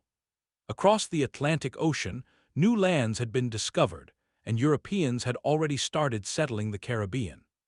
Yet this era was also marked by shadow. The ancient holy city of Jerusalem had fallen to the rising power of the Ottoman Empire. Just decades earlier, the historic Christian capital of Constantinople had also been lost, and Ottoman influence was now spreading into Eastern Europe. Far from exporting high Christian morals, settlers like Columbus were earning notoriety for their embrace of slavery and torture, often refusing to baptize native peoples as a justification for their continued enslavement. The Pope at the time, Alexander VI, a member of the powerful Borgia family, was infamous for having fathered several illegitimate children. It seemed that dark and momentous events were unfolding, and many became fixated on a passage in the Book of Revelations that spoke of the world's end coming at the half-time after the time, a phrase widely interpreted to mean 1.5 millennia after the Nativity. To mark this very occasion in the year 1500, the artist Botticelli created a grand painting of the Nativity scene, attended by angels, and inscribed it with a foreboding apocalyptic message in Greek. It read, "This picture, at the end of the year 1500 in the troubles of Italy, I, Alessandro, in the half-time after the time, painted according to the 11th chapter of St. John, in the second woe of the apocalypse, during the release of the devil for 3.5 years. When Rome's Tiber River flooded in 1497, followed months later by a lightning strike on the papal fortress of Castel Sant'Angelo, rumors intensified that the half-millennium would usher in death, devastation, and perhaps even the arrival of the Antichrist. But Pope Alexander, despite the anxieties, was determined that the celebrations would signal the dawn of a new beginning for Christianity. During the final days of 1499, A remarkable ceremony was prepared as the city of Rome was cleared of its litter, and the homeless were driven from its streets. To commemorate the half-millennium, the Pope had ordered the demolition of a wall that sealed an entrance to St. Peter's Basilica. This entrance was known as the Golden Gate, believed to be the very one Christ had passed through upon entering Jerusalem on Palm Sunday. A choir surrounded the Pope, singing hymns, including the notable Psalm 118, "Open for me the gates of the righteous, I will enter and give thanks to the Lord. This is the gate of the Lord through which the righteous may enter." Holding a mason's hammer, the Pope rose from his throne and approached the old, bricked-up wall. He struck it 3 times. A team of masons then finished the task, and with a burst of dust and rubble, they all crashed through the ancient doorway, symbolically smashing their way into the new half-millennium. Christian Europe was spared its prophesied end of days in the year 1500. Yet, in a twist of bitter irony, its people were about to unleash a wave of destruction upon the other half of the world that would rival anything described in the Book of Revelations. For the Inca Empire, the clock had begun to tick. That funeral procession winding through Cusco streets, the soldiers with their blackened faces, the sorrowful call of conches, the universal weeping, might as well have been a collective mourning for the entire Andean civilization. The Inca emperor reigning at the turn of this half-millennium was a man named Huayna Capac, a title meaning the young mighty one. He had ascended to the throne in 1493 at the age of 25, just 1 year after Christopher Columbus made his first landing in the Caribbean. By nature, Emperor Huayna Capac was a conqueror. His long reign saw the Inca army in constant motion, pushing the empire's boundaries further into what is now Chile and Argentina. He soon became fixated on subjugating the tropical northern territories of modern-day Ecuador and Colombia. These jungle wars proved to be a bitter and difficult quagmire, one that must have drained the empire's energy and resources. The terrain was challenging, a mix of dense forest and mangrove swamps, and the climate was utterly foreign to his Andean soldiers. But Huayna Capac was relentless. He would spend as long as a decade waging his war in the north, and throughout all this time, his messengers kept courtiers moving ceaselessly along the vast Inca road network, ferrying commands from the king and returning with reports from his officials in Cusco. For the empire's inhabitants, this state of perpetual conflict had normalized into an accepted reality. A whole generation of young people in Cusco had grown up with no memory of peace, nor of a time when their king lived among them in the capital. While campaigning with his forces in the Colombian forests, it's conceivable that the Inca Huayna Capac caught wind of unsettling tales from even farther north. These stories spoke of a strange and mysterious power, of unknown people arriving on boats and leaving a trail of devastation behind them. Entire communities were reportedly annihilated, struck down by an unseen force. Huayna Capac likely brushed these reports aside, at least until he himself was afflicted with a fever, a sickness entirely new to the Inca people. His health declined with shocking speed, and in 1527, the Sapa Inca Huayna Capac, ruler of the entire Andean world, suddenly perished from this unknown illness deep in the jungle, 1,000 miles from home. It may have been in his final moments that his thoughts returned to the rumors of those strangers seen in the distant north. A chronicler, Garcilaso Inca de la Vega, documented what he claimed were the king's last words, which amounted to a chilling prophecy of impending doom. The prophecy stated that their father, the sun, had revealed that following the rule of 12 Incas, a foreign race would arrive and conquer their empire. Huayna Capac supposedly identified the recent arrivals on their shores as these prophesied people, noting that his own reign marked the end of the 12 Incas. He reportedly certified that these strangers would soon return after his passing to fulfill the sun god's prediction. Regardless of the authenticity of this deathbed declaration, it perfectly captures the apocalyptic atmosphere that was starting to pervade the high peaks and deep gorges of the Andes. Merely weeks later, the emperor's mummified remains, secured in white cloth upon a throne, commenced a 2,000-kilometer procession south toward Cusco. This somber caravan of nobles, soldiers, porters, and llamas journeyed along the great Chinchasuyo Road, which snaked between the coastal lowlands and the immense mountains. Their return to Cusco revealed a city in ruins. The plague had swept through the capital in the king's absence, claiming the lives of innumerable citizens, including many lords and officials. Destruction had left the entire empire staggering, with corpses likely stacked in the streets because too few survivors remained to bury them.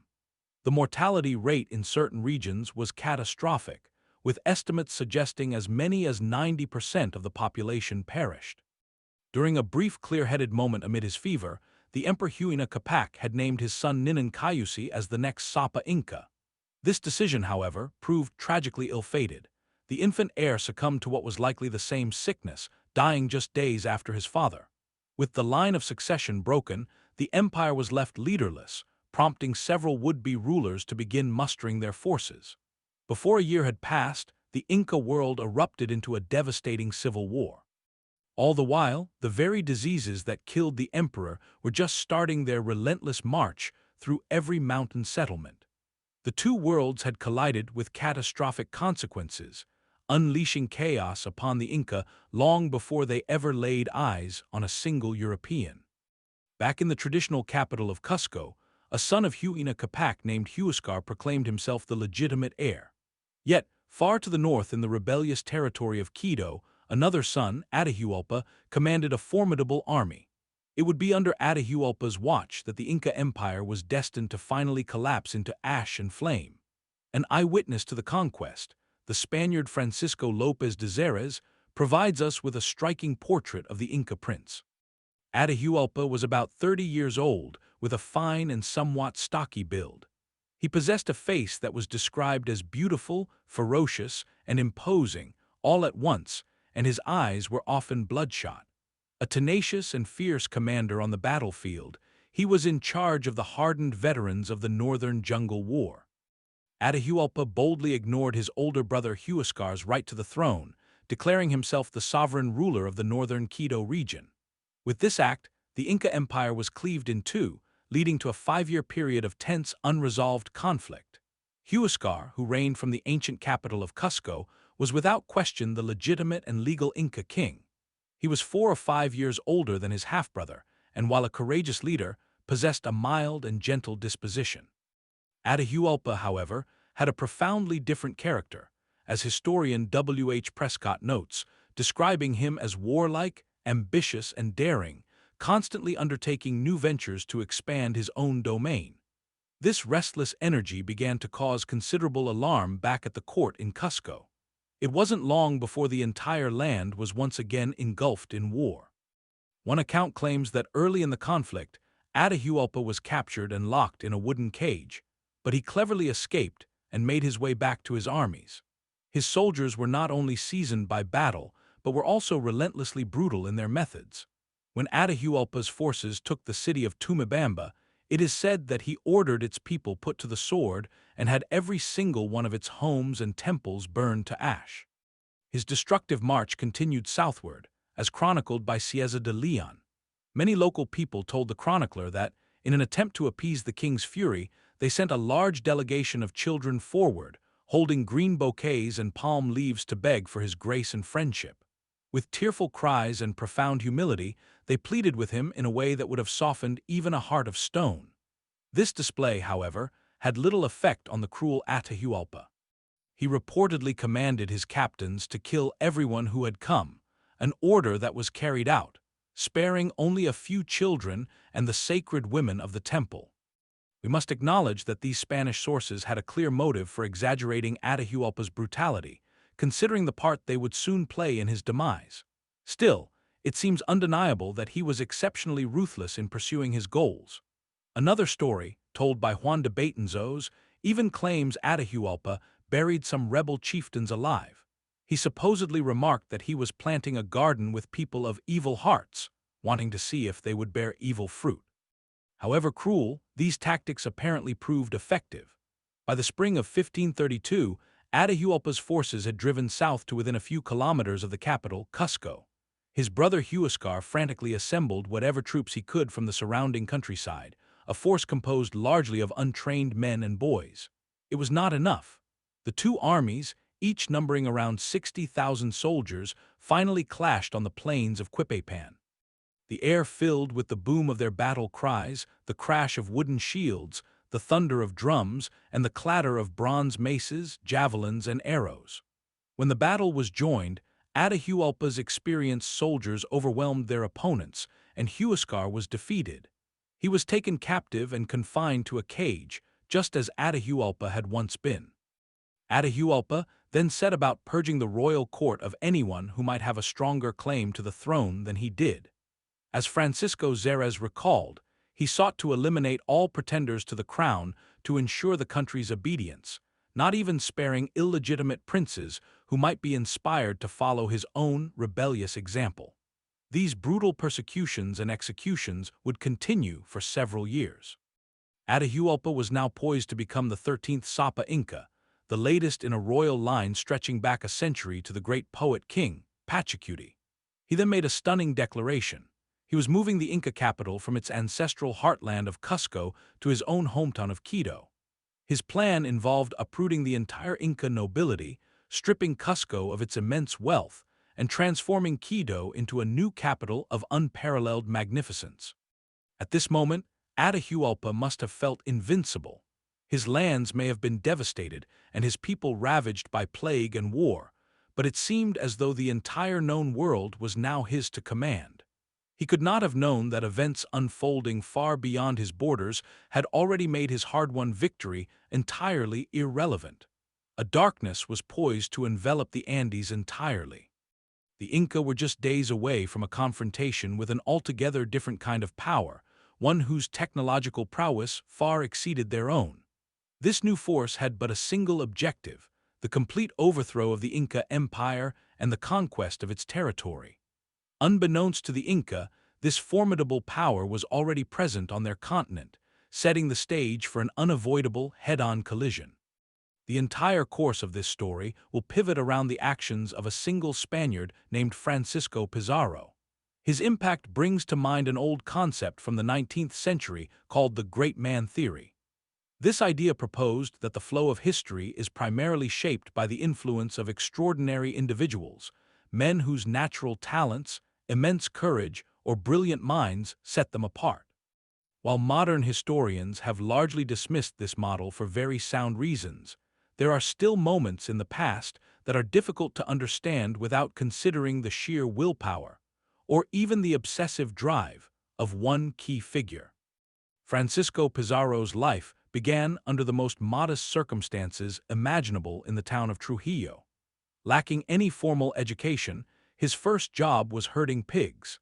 The absence of any official birth certificate points to the likelihood that he was an illegitimate child, possibly even abandoned before being raised by a family of peasant farmers. His adoptive mother earned a living as a servant, while his father was a professional soldier who, for his impressive combat record in Italy, had acquired the nickname the Roman. Pizarro hailed from Extremadura, a region in southeastern Spain whose very name, derived from the Latin for remote and hard, paints a vivid picture of its challenging history. It was a place where the people were frequently poor, struggling with land that was parched and unforgiving during the summer months. Seeking to emulate his father, Pizarro enlisted in the army as a teenager and was promptly plunged into the historic military campaign known as the Reconquista. This reconquest was the long process by which Spanish forces defeated the Muslim kingdoms in the south, unifying the territory under a Spanish king. While the specifics of Pizarro's service are lost to history, it is highly probable that he witnessed some of its most famous clashes and perhaps even took part in the climactic capture of Granada, the last Muslim capital. The powerful mythology surrounding the Reconquista deeply shaped the Spanish worldview, a perspective they would later impose upon the New World. A telling example of this is found in the writings of Pizarro and his soldiers, who consistently labeled the temples of the Inca and other native peoples as mosques. With the Reconquista concluded and work for mercenaries in Spain becoming scarce, Pizarro chose to seek his fortune across the Atlantic. He set sail in 1502 for Hispaniola, the island serving as the primary European base in the Americas.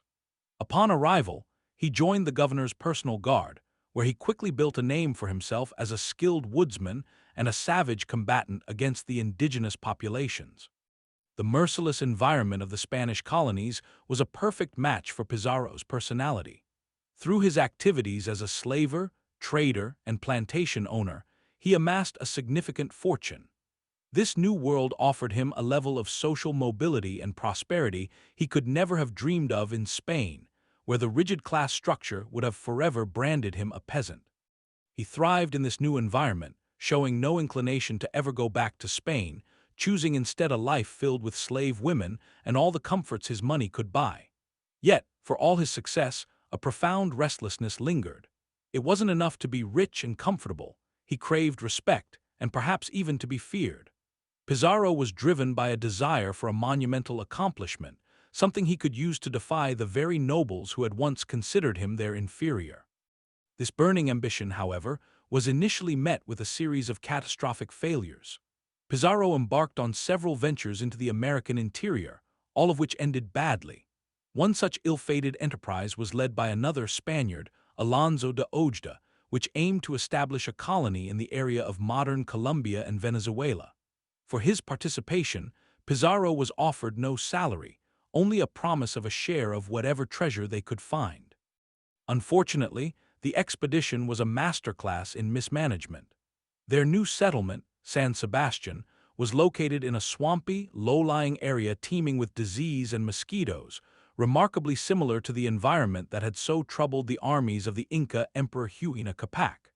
The local population mounted a fierce resistance, constantly harassing the Spanish with poison-tipped arrows. To make matters worse, the land yielded no gold, no silver, no wealth of any kind, and the colonists struggled merely to survive. Ultimately, San Sebastian was deserted, teaching Pizarro the painful lesson that a percentage of nothing is still nothing. Though disheartened by this failure, Pizarro was not defeated. He left for Colombia, where he soon linked up with the explorer Vasco Núñez de Balboa for an expedition to what is now Panama. Unbeknownst to the Europeans, they had landed at the narrowest section of the entire American continent, a mere 50-kilometer strip of land separating the Atlantic and Pacific Oceans. It was at this pivotal isthmus that the futures of both Pizarro and the Inca Empire would be irrevocably intertwined. Following the standard brutal pattern of European colonization, Balboa and Pizarro established their settlement in Panama, called Tierra Firme, through widespread destruction and the enslavement of local peoples. The Spanish remained ignorant of the vast continent that lay beyond the coastline until a local chief named Cajamarca apparently chose to collaborate.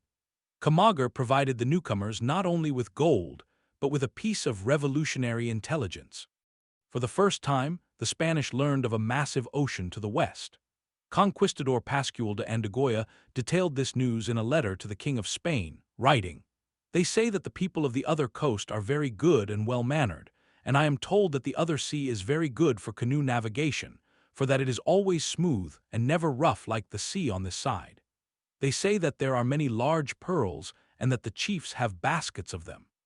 One telling anecdote recounts how Chief Cajamarca's son, infuriated by the Spaniards' insatiable greed for his father's gold, made a dramatic declaration. "If you are so hungry for gold that you leave your lands to cause strife in those of others," he fumed, "I shall show you a province where you can quell this hunger." This promise tapped directly into a persistent fantasy that fueled Spanish exploration, the existence of a mythical city of gold just over the horizon. The legend centered on a ruler known as El Dorado, the Golden Man, who supposedly covered himself in gold dust. This tale grew increasingly elaborate, transforming El Dorado from a person into a city, then a kingdom, and ultimately an entire empire made of gold. The origins of this folklore are easy to imagine. Indigenous groups, quickly learning of the Europeans' obsession with the metal, would often tell them that vast quantities of it lay in the next valley, hoping the invaders would simply move on. We will never know if Cajamarca and his son were genuinely referring to the gold-adorned temples of the Inca high in the Andes, or if they were just employing this common tactic. Either way, the effect was immediate. Balboa mounted an expedition to traverse the Panama Isthmus and find this other sea. Pizarro served as one of his captains. The journey was grueling.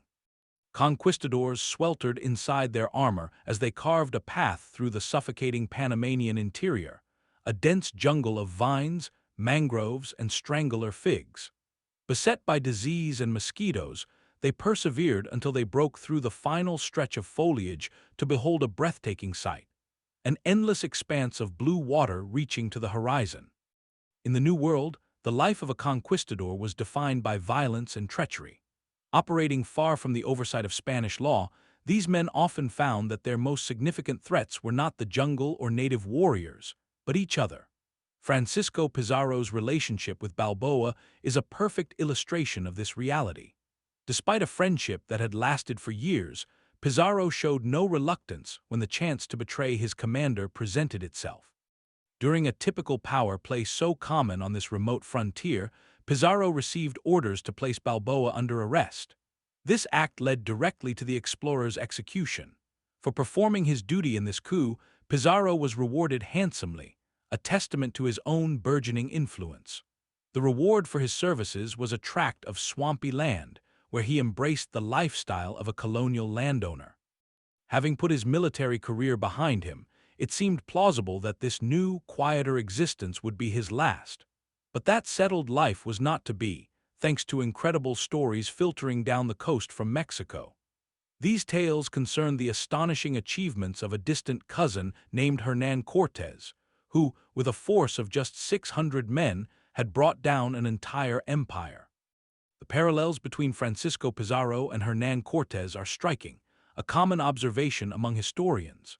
With only a small army, Cortés had managed to seize the Aztec ruler Moctezuma and dismantle the most powerful native empire in Mexico. His legendary deeds earned Cortés the status of a hero within the Spanish court. Pizarro, who was his second cousin and senior by 7 years, harbored a clear admiration for his wildly successful relative. Their shared origins traced back to the harsh Spanish region of Extremadura, and their paths had crossed before, as both men had journeyed to the New World and resided on Hispaniola during the same period. However, as historian W. H. Prescott points out, the two men were also defined by crucial differences. Pizarro, it seems, often looked to his predecessor for inspiration, but fell short of the example. A cruder disposition and a fiercer temper frequently led him to commit acts that violated sound policy, actions the conqueror of Mexico would have never condoned. Cortés, for instance, came from the noble Hidalgo class, possessed a legal education, and had experience as a notary and treasurer. His written correspondence with King Charles V remains a vital source for understanding the Mexican conquest. Although his perspective may be biased, his letters offer a commanding historical voice that articulates his ambitions, his reasoning, and his anxieties. Pizarro, by contrast, remains a much more mysterious figure. He was famously illiterate, unable to either read or write. Consequently, any insight into his personal motivations must be pieced together from the written testimonies of his companions. The year 1521 saw the great Aztec capital of Tenochtitlan fall to the Spanish, left as a smoldering ruin. News of this momentous event electrified Spain and its colonies. It appears the immense fame and fortune Cortés acquired from this campaign was the spark that reignited Pizarro's own dormant ambition for adventure. Now in his middle years, contemporary depictions paint a picture of a man with a thick beard and a distinctively flat face, marked by broad cheekbones and a prominent, jutting jaw. A more personal portrait comes from his cousin, Pedro Pizarro, who characterized him as a deeply Christian individual, fiercely devoted to the king's service. Pedro noted his tall, lean build, his handsome face, and a sparse beard, adding that he was brave, energetic, and honest. He had a peculiar habit of initially refusing any request made of him, a practice he adopted to avoid ever breaking his word. Yet, despite this initial no, he would almost always grant the favor in the end, provided there was no compelling reason not to. Inspired by the news of Cortés, Pizarro abandoned his settled life and resumed his adventuring career in 1522. He became part of an expedition sailing south from Panama along the Pacific, driven by a determination to uncover the legendary cities of gold. These fabled riches were said to exist in a semi-mythical southern land known to them as Peru. If Cortés's expedition was a somewhat amateur undertaking with few professional soldiers, Pizarro's crew was an even less reputable lot. His company of around 100 men was largely composed of individuals seeking to flee their debts or escape prison for a host of crimes. They were less a military force and more a collection of drifters and scoundrels. With funds sufficient for only 2 vessels, the group embarked in November of 1524. This was a notoriously terrible time of year for sea voyages, and true to form, Pizarro's characteristic misfortune struck. Ferocious rains and storms battered their ships, and their provisions were rapidly depleted. For sustenance, the crew resorted to eating raw crabs, shellfish, and local berries, the latter proving to be poisonous and causing severe sickness.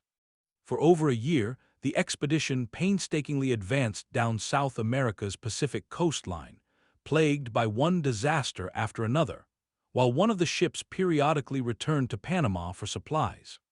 Their fortunes changed, however, in 1526, when they encountered a sight entirely new to them in the Americas, an indigenous vessel equipped with a sail.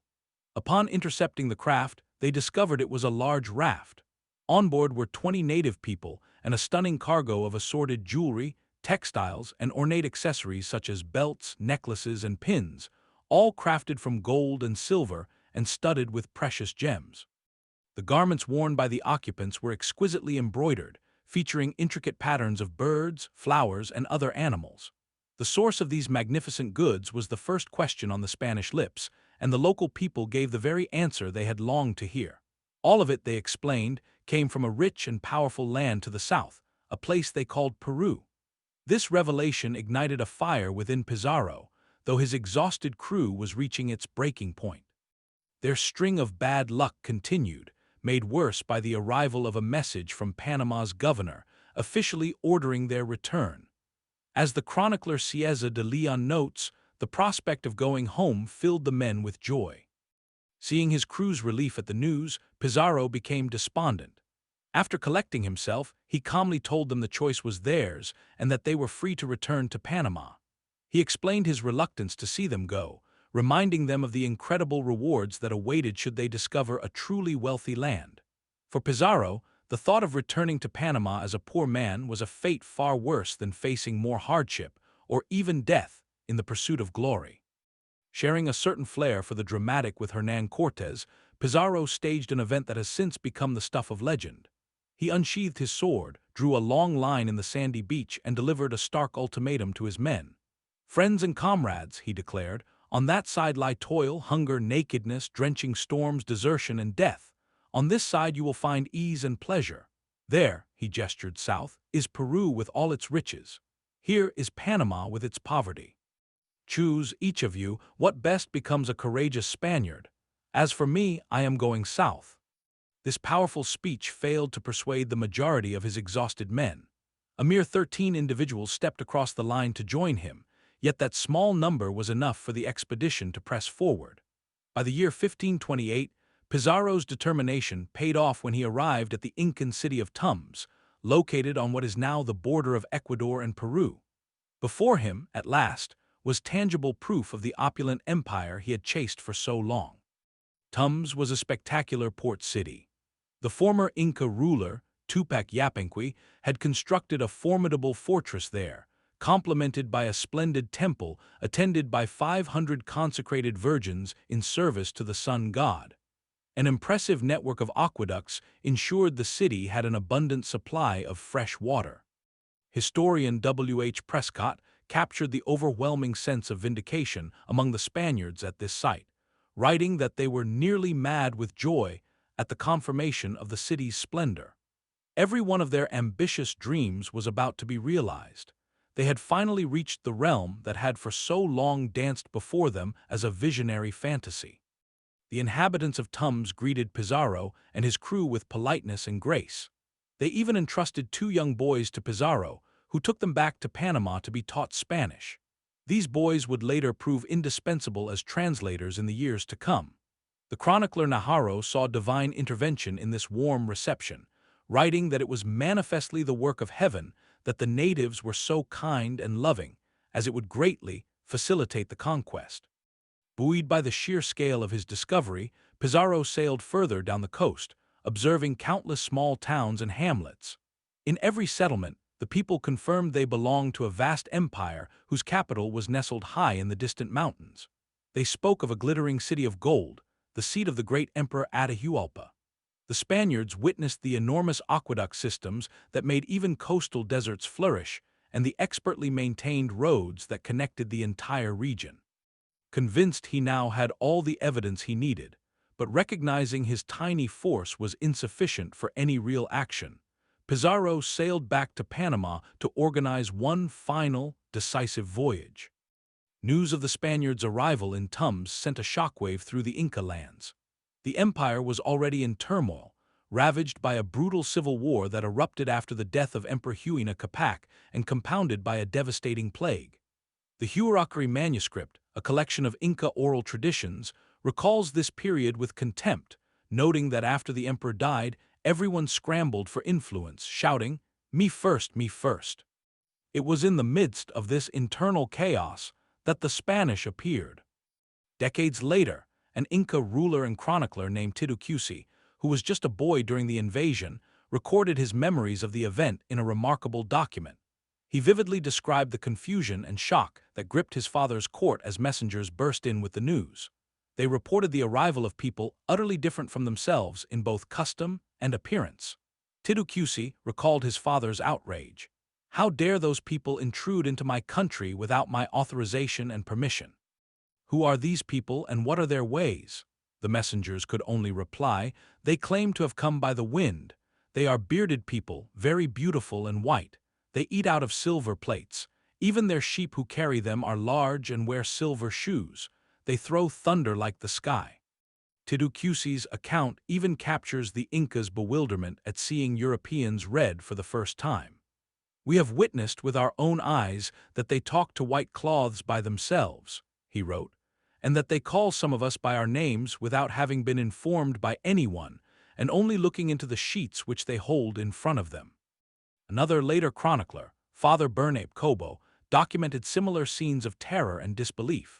His account tells of alarmed messengers informing the Inca about strange, never-before-seen people who had landed on the coast. These newcomers were encased in clothing from head to foot, with ferocious appearances, white skin, and beards. When the Inca demanded to know where they came from, the messengers could only say that the strangers journeyed across the sea in enormous wooden houses.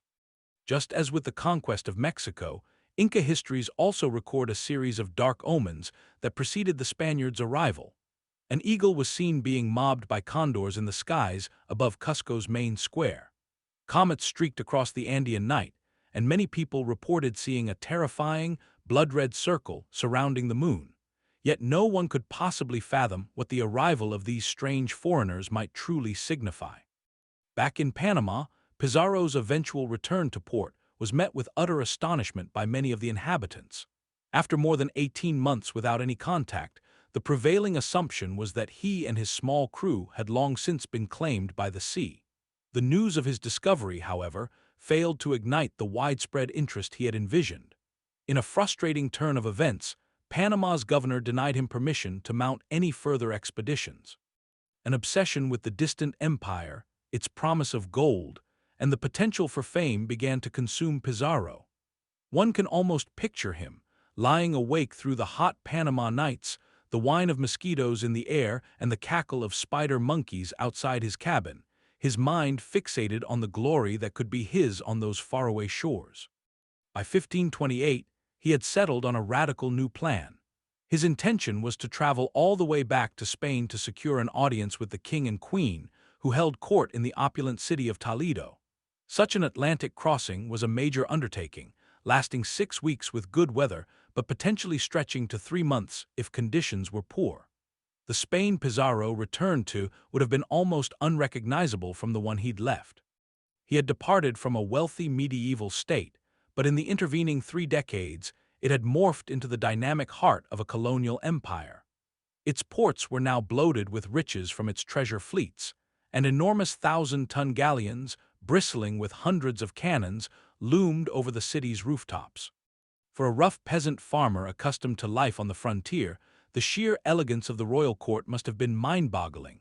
It was surely a surreal moment for this former swineherd to be given a hero's welcome as he approached the magnificently attired royal couple. The presence of Hernán Cortés, the conqueror of Mexico, who was then residing at the Spanish court, may have helped persuade the monarchs to meet with this ambitious man. Pizarro presented the king and queen with an array of treasures: gold and jewels, exotic birds, embroidered cloth, a llama's fleece, and a newly drawn map of Peru. The royals must have regarded these items with great interest. The conquest of Mexico just 8 years earlier had massively increased the royal treasury, and now this commoner was promising to deliver yet another indigenous empire, along with even more wealth. On July 26, 1529, the Queen of Spain signed a charter that officially authorized the invasion of Peru, a land they had already decided to rename. Entirely without the Incas' knowledge, their homeland was rebranded as New Castile by the stroke of a pen 10,000 kilometers away. The charter declared that Captain Francisco Pizarro was charged to conquer, discover, pacify, and populate the lands to the east of the Southern Sea. The Queen also elevated Pizarro to a Knight of the Order of Santiago, Spain's highest knightly order, which was founded in the Middle Ages to protect pilgrims. He was essentially being commissioned as a crusader, and to reinforce the religious pretext of his mission, the crown assigned several Dominican monks to accompany him.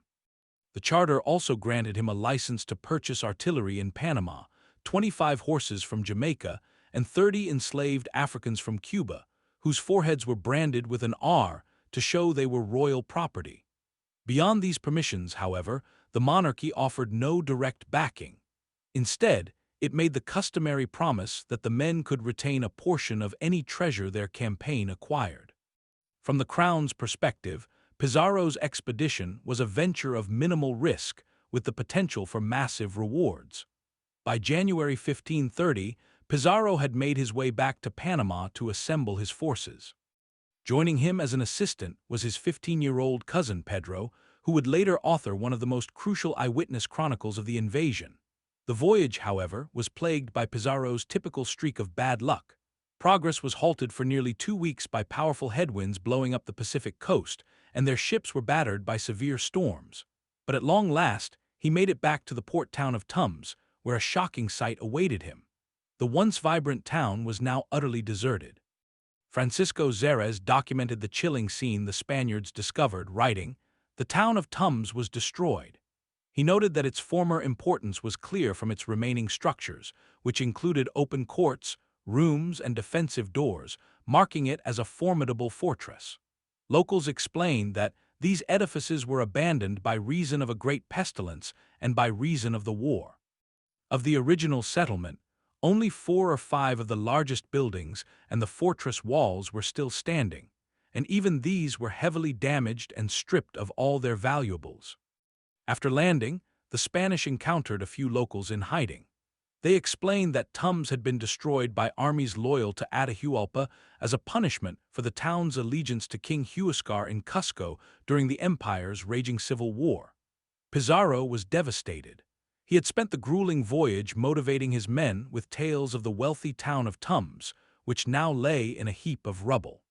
He surely understood that his command was fragile and that his men's loyalty would evaporate if he failed to deliver results.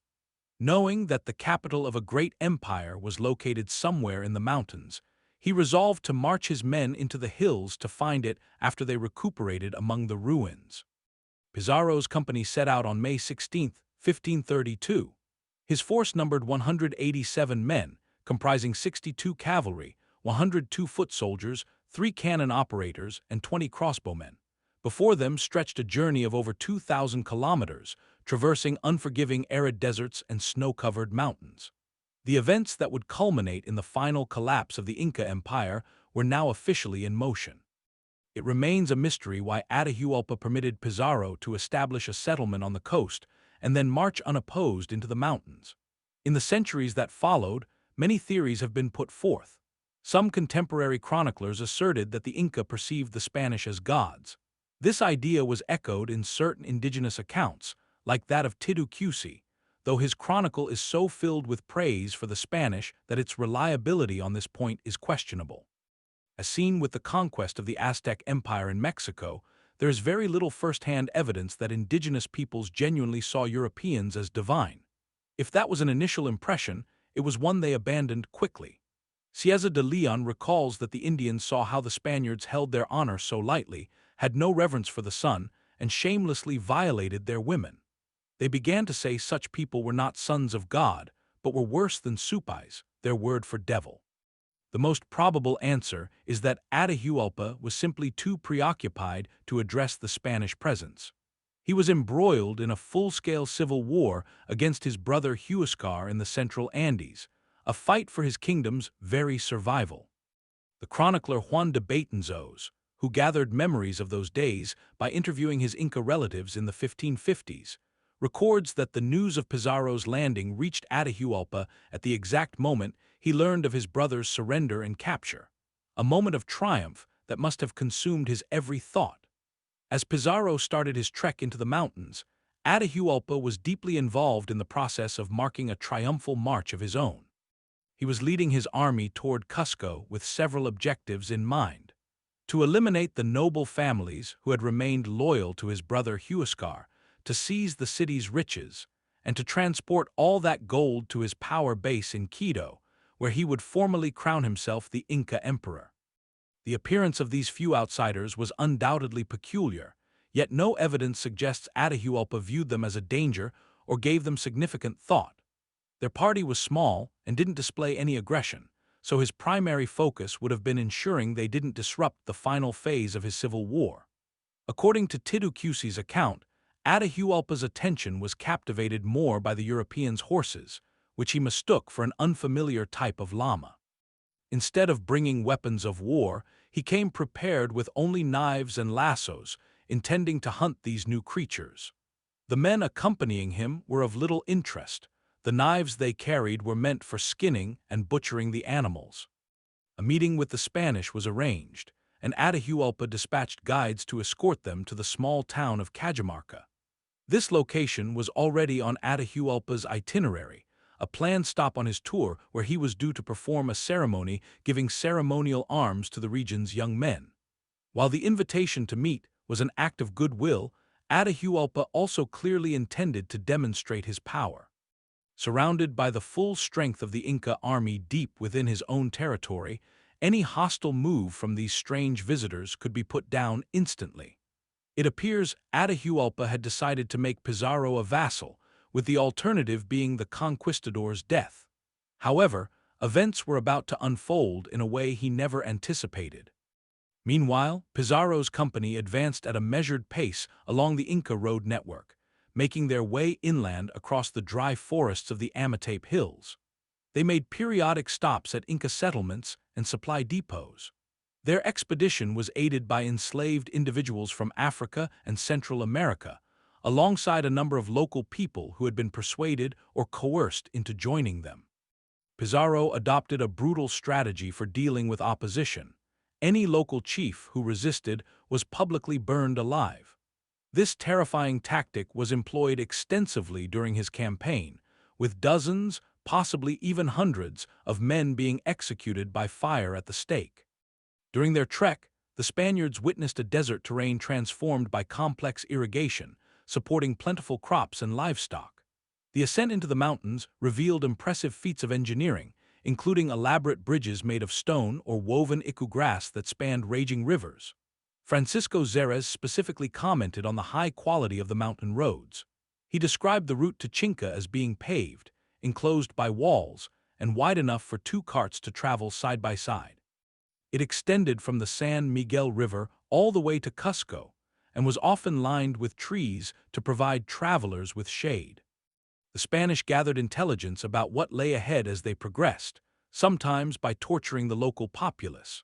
They also received information from regional lords who harbored a deep resentment for Atahualpa, having supported Huascar and now hoping for the new emperor's downfall. Through these sources, they learned that King Atahualpa's seat of power was a city named Cusco, and that he commanded an immense army more than capable of annihilating them. This account of the recent civil conflict was grimly confirmed when, as Francisco Pizarro records, they saw the corpses of men hanging by their feet at a town's entrance, a reprisal for having supported the wrong side in the war. The grim scene of executed men hanging by their feet was explained to the Spaniards as a recent development. Barely a year before, these towns had all answered to the king in Cusco, the old ruler's son. That all changed when his brother, Atahualpa, rose in rebellion, conquering the land, demanding heavy tributes, and inflicting great cruelties upon the populace daily. In the face of these stark warnings, Pizarro resolved his strategy. His plan was audacious in its simplicity. He would meet the Inca king and take him prisoner. This course of action was a clear echo of his cousin, Hernán Cortés, who had masterfully kidnapped Emperor Moctezuma to seize control of the Aztec Empire. But Cortés was not the inventor of this tactic. It was, in fact, a common strategy employed by nearly all early colonists in the Americas. Pizarro himself was well practiced in the art of hostage-taking from his time in Panama and Nicaragua, where capturing local chiefs and forcing their tribes to pay for their release was standard operating procedure. If the rumors of King Atahualpa's riches were true, the ransom from his capture would be beyond imagination. The ascent into the mountains proved punishing. As the roads climbed ever higher through rocky passes, Pizarro's horsemen were forced to dismount, leading their animals up trails so precipitous they were sometimes carved into stone staircases. After months of campaigning in blistering tropical heat, the high-altitude snows presented a new and unfamiliar hardship. As Francisco Pizarro noted, "The cold is so great on these mountains that some of the horses accustomed to the warmth of the valleys were frostbitten." At one stage, a delivery of food and supplies from Atahualpa reached the Spanish, accompanied by a message urging them to meet him soon. After weeks of grueling travel, the Spanish finally descended into the wide valley that held the town of Cajamarca. This valley was like a bowl, ringed by green hills with a marshy floor fed by 3 rivers. Upon reaching Cajamarca, Pizarro and his men were confronted by the sight of Emperor Atahualpa's army, a force numbering somewhere between 50 and 80,000, encamped on the surrounding slopes. These were the Inca's elite troops, hardened by the brutal campaigns of the Civil War. They must have gazed down with a mix of curiosity and scorn at the small, bedraggled company of Spaniards. Filthy from their journey, red-faced and gasping in the thin mountain air, and with many suffering from boils and sores from tropical diseases, they surely appeared a pitiful sight to the grand army of the Inca. Francisco Pizarro's account captures the tense atmosphere of Pizarro's arrival. The governor arrived at this town of Cajamarca on Friday, the 15th of November, 1532, at the hour of vespers. In the middle of the town, there was a great open space surrounded by walls and houses. The governor occupied this position and sent a messenger to Atahualpa to announce his arrival to arrange a meeting that he might show him where to lodge. Meanwhile, he ordered the town to be examined, with a view to discovering a stronger position where he might pitch the camp. The Emperor Atahualpa, however, did not rush to greet them, as he was still in ritual seclusion. As Pizarro's men approached from the northwest on the old imperial highway, they marched straight to the city's ceremonial plaza. There, in full view of the sprawling Inca encampment, he ordered his artillerymen to set up their cannons. The Inca soldiers watched this display with curiosity but did nothing to intervene. At night, a storm rolled in over the hills, lashing the town with rain and hail. The hailstones must have clattered against the helmets and armor of the Spanish as they took shelter among the temple stones. They would have stared with uneasy eyes at the lights of the Inca camp, which, as Pizarro recalled, stretched for miles across the hills. All the men were on foot outside the tents, with their arms consisting of long lances like pikes stuck into the ground. There seemed to be upwards of 30,000 men in the camp. The next morning, they rode out for their meeting. Atahualpa initially feigned indifference, acting bored by their arrival. He then voiced his displeasure, complaining that the Spaniards had mistreated his people on the coast by burning them alive and violating the priestesses in the temples. He even presented an iron collar, which he claimed the Spanish had forced one of his allies to wear. Pizarro flatly denied the accusations, assuring the emperor that he only wished to pledge his loyalty and fight for him. Gradually, the Inca emperor lowered his guard and warmed to the idea of accepting the newcomers as subjects. He proposed they join forces to crush a defiant local chief. Pizarro readily agreed, boasting that a mere 10 of his horsemen could accomplish the task. This amused Atahualpa, and to cement their new alliance, they drank maize beer together from golden cups that certainly caught Pizarro's eye. They parted after agreeing to meet again the next day in Cajamarca's Grand Plaza. Both men left the encounter pleased. Atahualpa had apparently put his suspicions to rest, while Pizarro returned to his camp to finalize the details of his trap. Under the cover of pre-dawn darkness, Pizarro and his men prepared their ambush. He concealed his cavalry within the large halls flanking the plaza and positioned his loaded artillery pieces atop the ceremonial temple, ready to fire. Their trap was set. All that remained was to wait. But Atahualpa, true to form, was in no rush. The Spanish waited and waited, their tension mounting.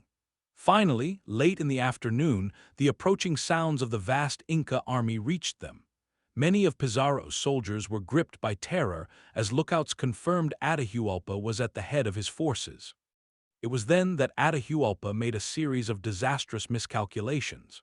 His original plan had been to enter the city with a contingent of his best-armed soldiers. But his meeting the previous day seems to have lulled him into a false sense of security. At the last moment, he changed his plans, deciding instead to march into Cajamarca accompanied only by his ceremonial retinue and servants, the vast majority of whom were unarmed. Xerez described the spectacular, colorful scene that met the Spaniards' eyes as the Inca king, in full ceremonial splendor, made his entrance. First came a squadron of Indians dressed in a livery of different colors like a chessboard. They advanced, removing the straws from the ground and sweeping the road. Next came 3 squadrons in different dresses, dancing and singing. Then came a number of men with armor, large metal plates, and crowns of gold and silver. Among them was Atahualpa in a litter lined with plumes of macaw's feathers of many colors and adorned with plates of gold and silver. The main Inca army trailing behind was also arrayed for ceremony, not combat, stretched out in a long column along the narrow road that crossed the marshy valley floor. Most would have had no idea anything was wrong until it was far too late. The moment Atahualpa and his guard entered the plaza, Pizarro gave the signal. In an instant, the Spanish unleashed hell. The terrifying crack of the cannons would have shattered the air, sending cannonballs tearing through the Inca lines, pulping flesh and bone. Spanish arquebuses fired a volley into the procession, and then the hidden cavalry thundered out from the temples. The Spanish horses, guns, and cannons were 3 weapons the Inca had not only never faced, but never even conceived of. The shock of being assaulted by all 3 at once must have paralyzed them with terror. Francisco Xerez documented the pandemonium that erupted. Then the guns were fired off, the trumpets were sounded, and the troops, both horse and foot, sallied forth. On seeing the horses charge, many of the Indians who were in the open space fled, and such was the force with which they ran that they broke down part of the wall surrounding it, and many fell over each other. The horsemen rode them down, killing and wounding and following in pursuit. The infantry made so good an assault upon those that remained in such a short time, most of them were put to the sword. Emperor Atahualpa's escort fled in a chaotic stampede back toward the rest of their own advancing army. The resulting collision created a horrific crush of bodies. Xerez conveyed the sheer terror that seized them. So great was the terror of the Indians at seeing the governor force his way through them, at hearing the fire of the artillery and beholding the charging of horses, a thing never before heard of, that they thought more of flying to save their lives than of fighting. For the next 2 hours, as the sun set over the city, the Spanish cavalry rode relentlessly through the fleeing Inca throngs, slaughtering as many as 7,000 people. The final death toll was staggering, averaging around 40 Inca dead for every single Spanish soldier. The Inca chronicler Titu Cusi documented the terror that surged through the ranks of his people.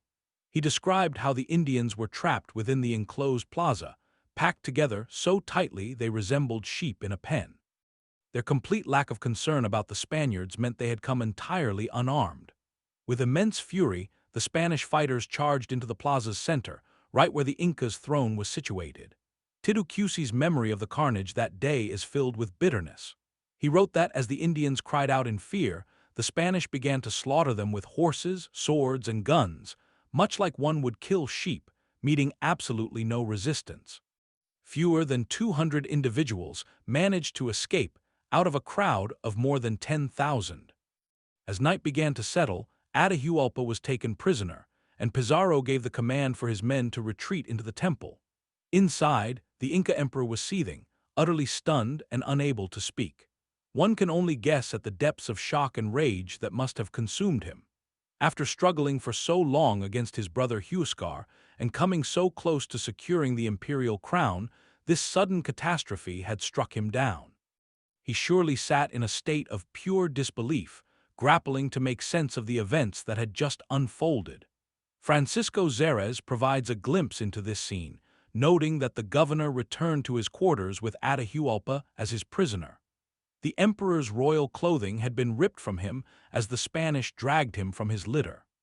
Pizarro promptly had native clothes brought for him, and once Atahualpa was dressed, had him sit close by, trying to calm the rage and distress of a man who had fallen so swiftly from his position of power. Pizarro, who was likely also taken aback by the speed and completeness of his own triumph, is said to have made a series of astounding boasts. He told the captured emperor not to feel insulted by his defeat, explaining that even with so few Christians, he had already conquered kingdoms larger than the Incas and defeated lords more powerful than Atahualpa. He declared that he was a vassal of the emperor, the king of Spain and the universal world, and that they had come to conquer this land under his command. The events that followed have become the stuff of legend. Francisco Pizarro records the incredible promise made by Atahualpa, who, fearing the Spaniards would execute him, offered his captors a vast treasure of gold and silver. When the governor inquired how much he could provide and in what time frame, Atahualpa made his staggering proposal. He pledged to give enough gold to fill a room measuring 22 feet in length and 17 feet in width, up to a white line drawn halfway up the wall. This mark was set at the height of a man and a half. He promised that the room would be filled to that line with an array of golden artifacts, including jars, pots, and vases, as well as raw lumps and other pieces. For the silver, he vowed to fill the entire chamber twice over. He guaranteed this would all be accomplished within 2 months. In response, the governor instructed him to dispatch messengers to collect the treasure, assuring him he would be safe once the promise was fulfilled. Atahualpa was true to his word. In the months that followed, a torrent of gold from every corner of the empire flowed into the town of Cajamarca, gradually filling the room with a shimmering hoard of ornaments and vessels. Chroniclers noted the arrival of numerous gold vases, jars, and pots, alongside a great deal of silver, with assurances that more was still on its way. The daily influx of treasure was immense, with 20,000 pesos of gold arriving on some days, 30,000 on others, and sometimes as much as 50,000 or 60,000 pesos in the form of massive pots and other containers. Pizarro ordered all of it to be stored in the house where Atahualpa was being guarded until the ransom was complete. While this offer is often seen as the desperate plea of a man bartering for his life, Atahualpa was, in fact, playing a remarkably calculated game with the cards he'd been dealt. He entranced the Spaniards with stories about the immense riches of the Inca Empire, highlighting the city of Cusco as its most brilliant jewel. Urging them to march there and seize its wealth, Atahualpa revealed how his initial shock had morphed into cold-blooded strategy. He himself had planned to march on Cusco and plunder it. He strategically omitted any mention of his own city, Quito, where he planned to establish his imperial court. He had quickly identified the Spaniards' greatest weakness, an all-consuming obsession with gold. Atahualpa intended to exploit this to buy himself precious time and shift the balance of power back to his side. He knew that gathering enough gold to fill a room would take weeks, if not months. This delay would give him the opportunity to eliminate his captive brother and other nobles who posed a threat. By sending out messengers supposedly to collect gold, he could also disseminate information throughout his empire. The Spanish were unaware that the Andean rainy season was about to begin, a delay that would soon bring heavy snowfall and turn the high mountain tundras into impassable mud, cutting them off from their coastal supply lines. Furthermore, the sheer weight of the gold would hinder their mobility, making them vulnerable to an attack. Atahualpa's promise also cleverly confined the invaders to the relatively insignificant town of Cajamarca, preventing them from advancing on the crucial centers of Cusco or Quito. Throughout his months in captivity, messengers traveled back and forth, keeping Atahualpa informed. Just days after his capture, he received welcome news. The soldiers transporting his brother Huascar, having learned of the situation, had promptly executed their prisoner. This left Atahualpa as the sole Inca prince with a legitimate claim to the throne, a fact he knew made him indispensable to the Spanish for ruling the empire. Within a very short time, he had maneuvered his dire situation into a position of considerable advantage. The most brilliant part of his scheme was that the gold arriving daily in Cajamarca was not even his. While his own treasury in Quito remained secure, he expertly guided the Spanish to the wealth of his political enemies. He dispatched riders to Cusco, where his own soldiers pointed out exactly which noble houses, those still loyal to his deceased brother or who challenged his authority, should be looted. This was not the action of a terrified victim, but of an extraordinarily cunning political strategist. When the leaders from the powerful city and shrine of Pachacuti arrived to meet Pizarro, Atahualpa seized the chance to eliminate more rivals. He informed the Spanish that these men were deceitful thieves and that their shrine held immense wealth.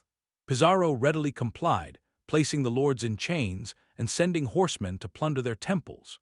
The Spanish had become a weapon Atahualpa could aim with just a few carefully chosen words. The danger, however, was that others would quickly learn to play the same game. Before long, his chief rivals, the lords of Cusco, grew bolder in their interactions with Pizarro and his men.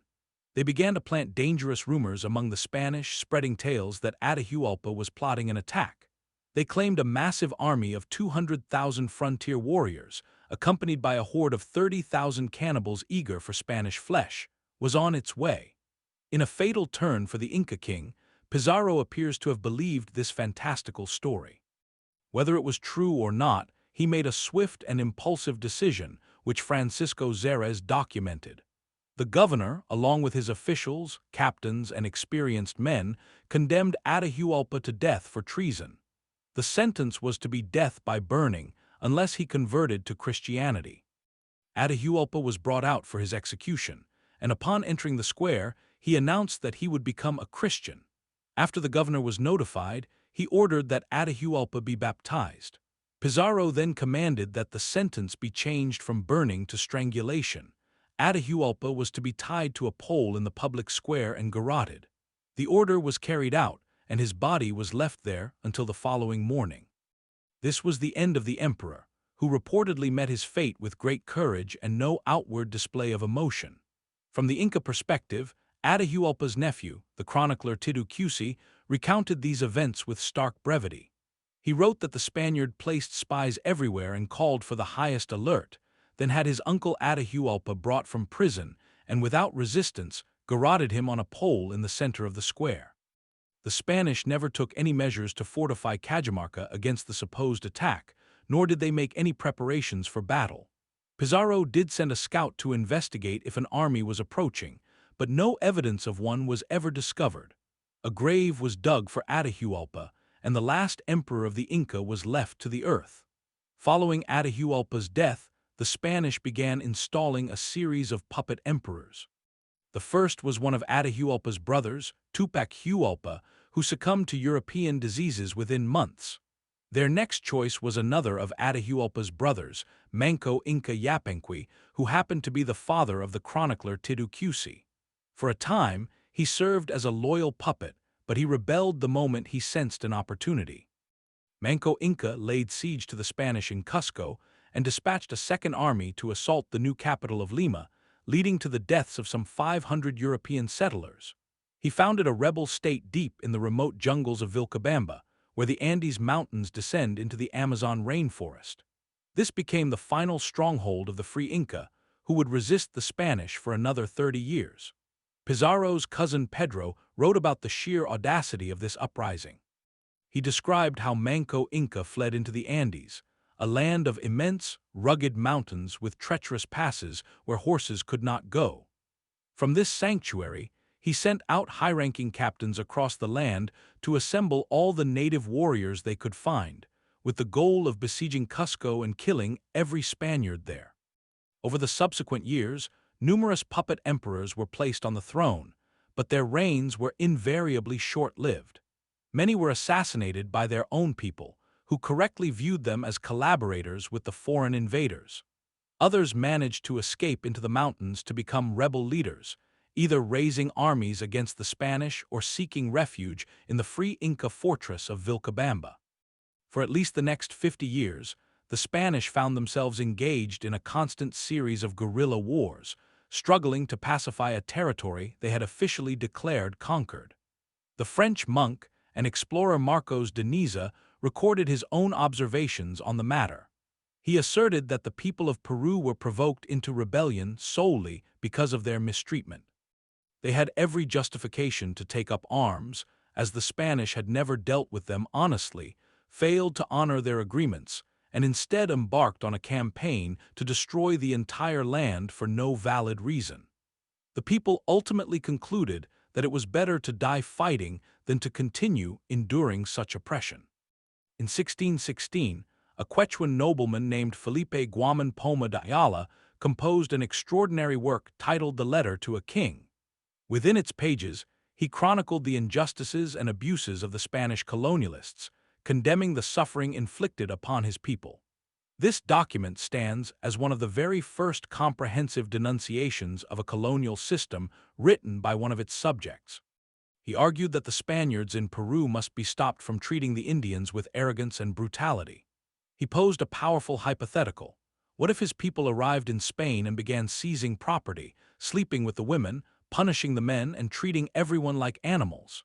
He asked what the Spaniards would do, noting that even if they tried to endure it, they would likely be arrested and flogged, and if they rebelled, they would surely be sent to the gallows.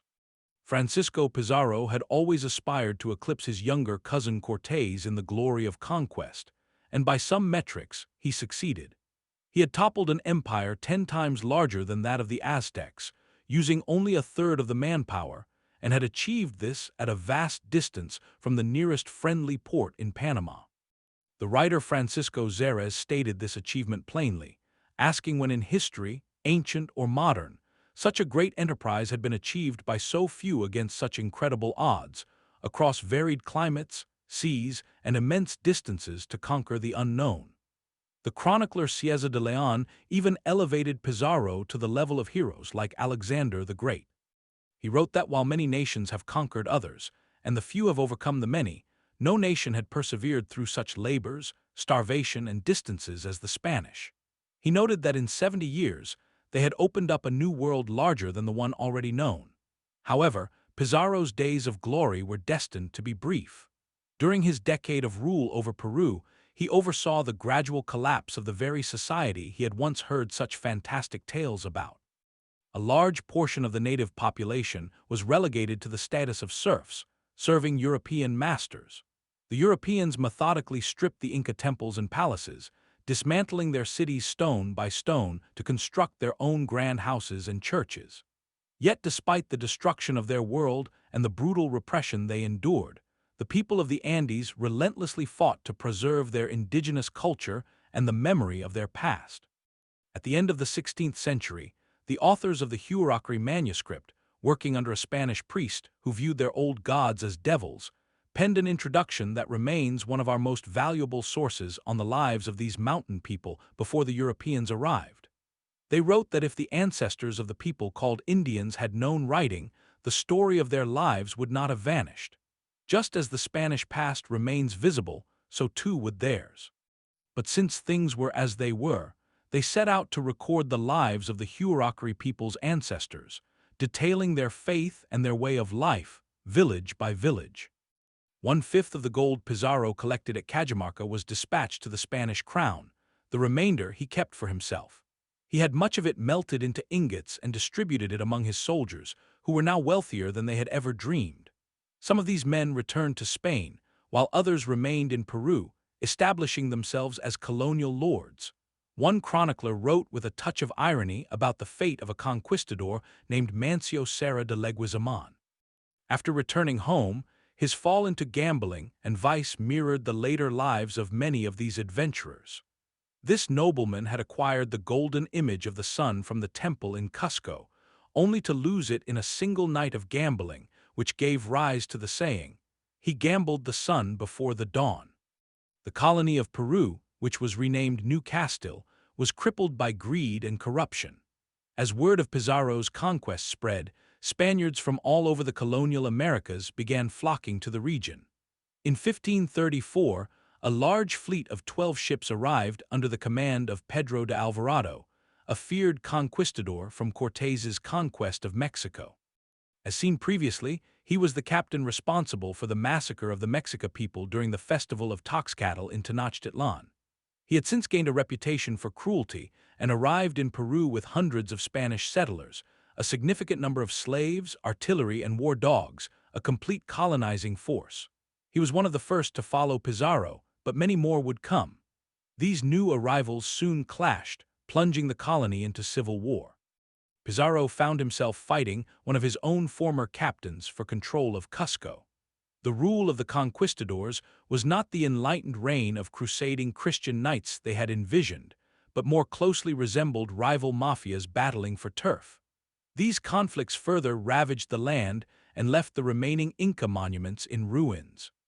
Meanwhile, the free Inca in the rebel city of Vilcabamba quickly learned to close the technological gap with the Spanish, a process that took only a couple of decades. As early as 1537, King Manco Inca defeated a Spanish force at Pilcasuni, capturing modern weapons like arquebuses, artillery, and crossbows. Just 1 year later, Manco Inca was reportedly skilled enough to ride a horse in battle. In the early 1540s, Spanish refugees even taught Inca warriors how to use their weapons, and by the 1560s, many Inca were proficient with firearms and horses. But ultimately, it was not enough. The last Inca ruler of the free city of Vilcabamba was Tupac Amaru. On June 24, 1572, a Spanish army commanded by the veteran conquistador Martin Hurtado de Arbaedo launched a final assault on the Inca's remote jungle capital. The city eventually fell to Spanish cannons, and King Tupac Amaru fled. He was captured later that year and marched back to Cusco with 5 of his generals to face a military trial. The generals were all hanged, and Tupac Amaru was sentenced to beheading. On the day of his execution, a scaffold draped in black cloth was built in Cusco's central square, in front of the main cathedral. Reports say that between 10,000 and 15,000 people gathered to watch, the plaza so packed that an official had to ride his horse through the crowd to clear a path. Tupac Amaru was led through the throng with his arms bound behind him. As he climbed the scaffold, an eyewitness named Martin de Muriel recalled that the entire crowd let out a blood-curdling wail of grief. Seeing their lord about to die, they filled the skies with their cries and sobs. Tupac Amaru raised his hand and gave a clap, and at this signal the entire crowd went silent, a clear sign of the obedience and respect the people had for their Inca lords. Then the emperor of the free Inca uttered his final words, "Pachacuti, witness how my enemy shed my blood." With his death, the Inca line was extinguished. Pizarro had wished to be a conqueror in the mold of Julius Caesar, and his death ironically mirrored that ambition. In June of 1541, when he was in his late 60s, a group of armed men loyal to a rival stormed his palace with daggers and assassinated him. He fought back, killing 2 attackers and wounding a third before being stabbed in the throat. As he fell, his assailants surrounded him, striking him repeatedly. One wonders if, in those final moments, he recalled the Inca Emperor Atahualpa and the look in his eyes as he was strangled against that pole in Cajamarca. Perhaps in that instant, Pizarro finally understood what that look meant: to gain everything you had ever fought for, only to have it violently torn away by another's hands. In the early 1930s, the sculptor Ramsay MacDonald created a bronze statue of a horse-mounted European soldier with a drawn sword and a 15th-century helmet. He initially tried to sell it to Mexico as a statue of Hernán Cortés, but they refused it. MacDonald then offered the same statue to the Peruvian government, suggesting it could easily represent Pizarro. It was erected in Lima, the capital of Peru, in 1934. In a fitting twist of irony, even in death, Pizarro seemed to be playing second fiddle to his younger, more polished cousin. By 2003, amidst growing public resentment and a strengthening indigenous identity in Peru, Pizarro's statue was removed from its prominent spot next to the government palace and relocated to a more obscure corner of a nearby park, where it still stands. For many years, a mummified body in the Cathedral of Cusco was believed to be that of Francisco Pizarro, drawing visitors who came to pay their respects. However, modern analysis has since proven that the body belongs to someone else. As the Inca Empire disintegrated and its ruins were built over by the Spanish, only the rare sites that were unknown or unreachable to the Europeans were preserved. The cloud outpost of Machu Picchu was one such place. The Spanish never even learned of its existence. Sometime in the 1530s, as the empire collapsed, the people maintaining it as a royal estate or cocoa plantation ceased receiving supplies. They simply abandoned it, leaving it to be reclaimed by the hillside.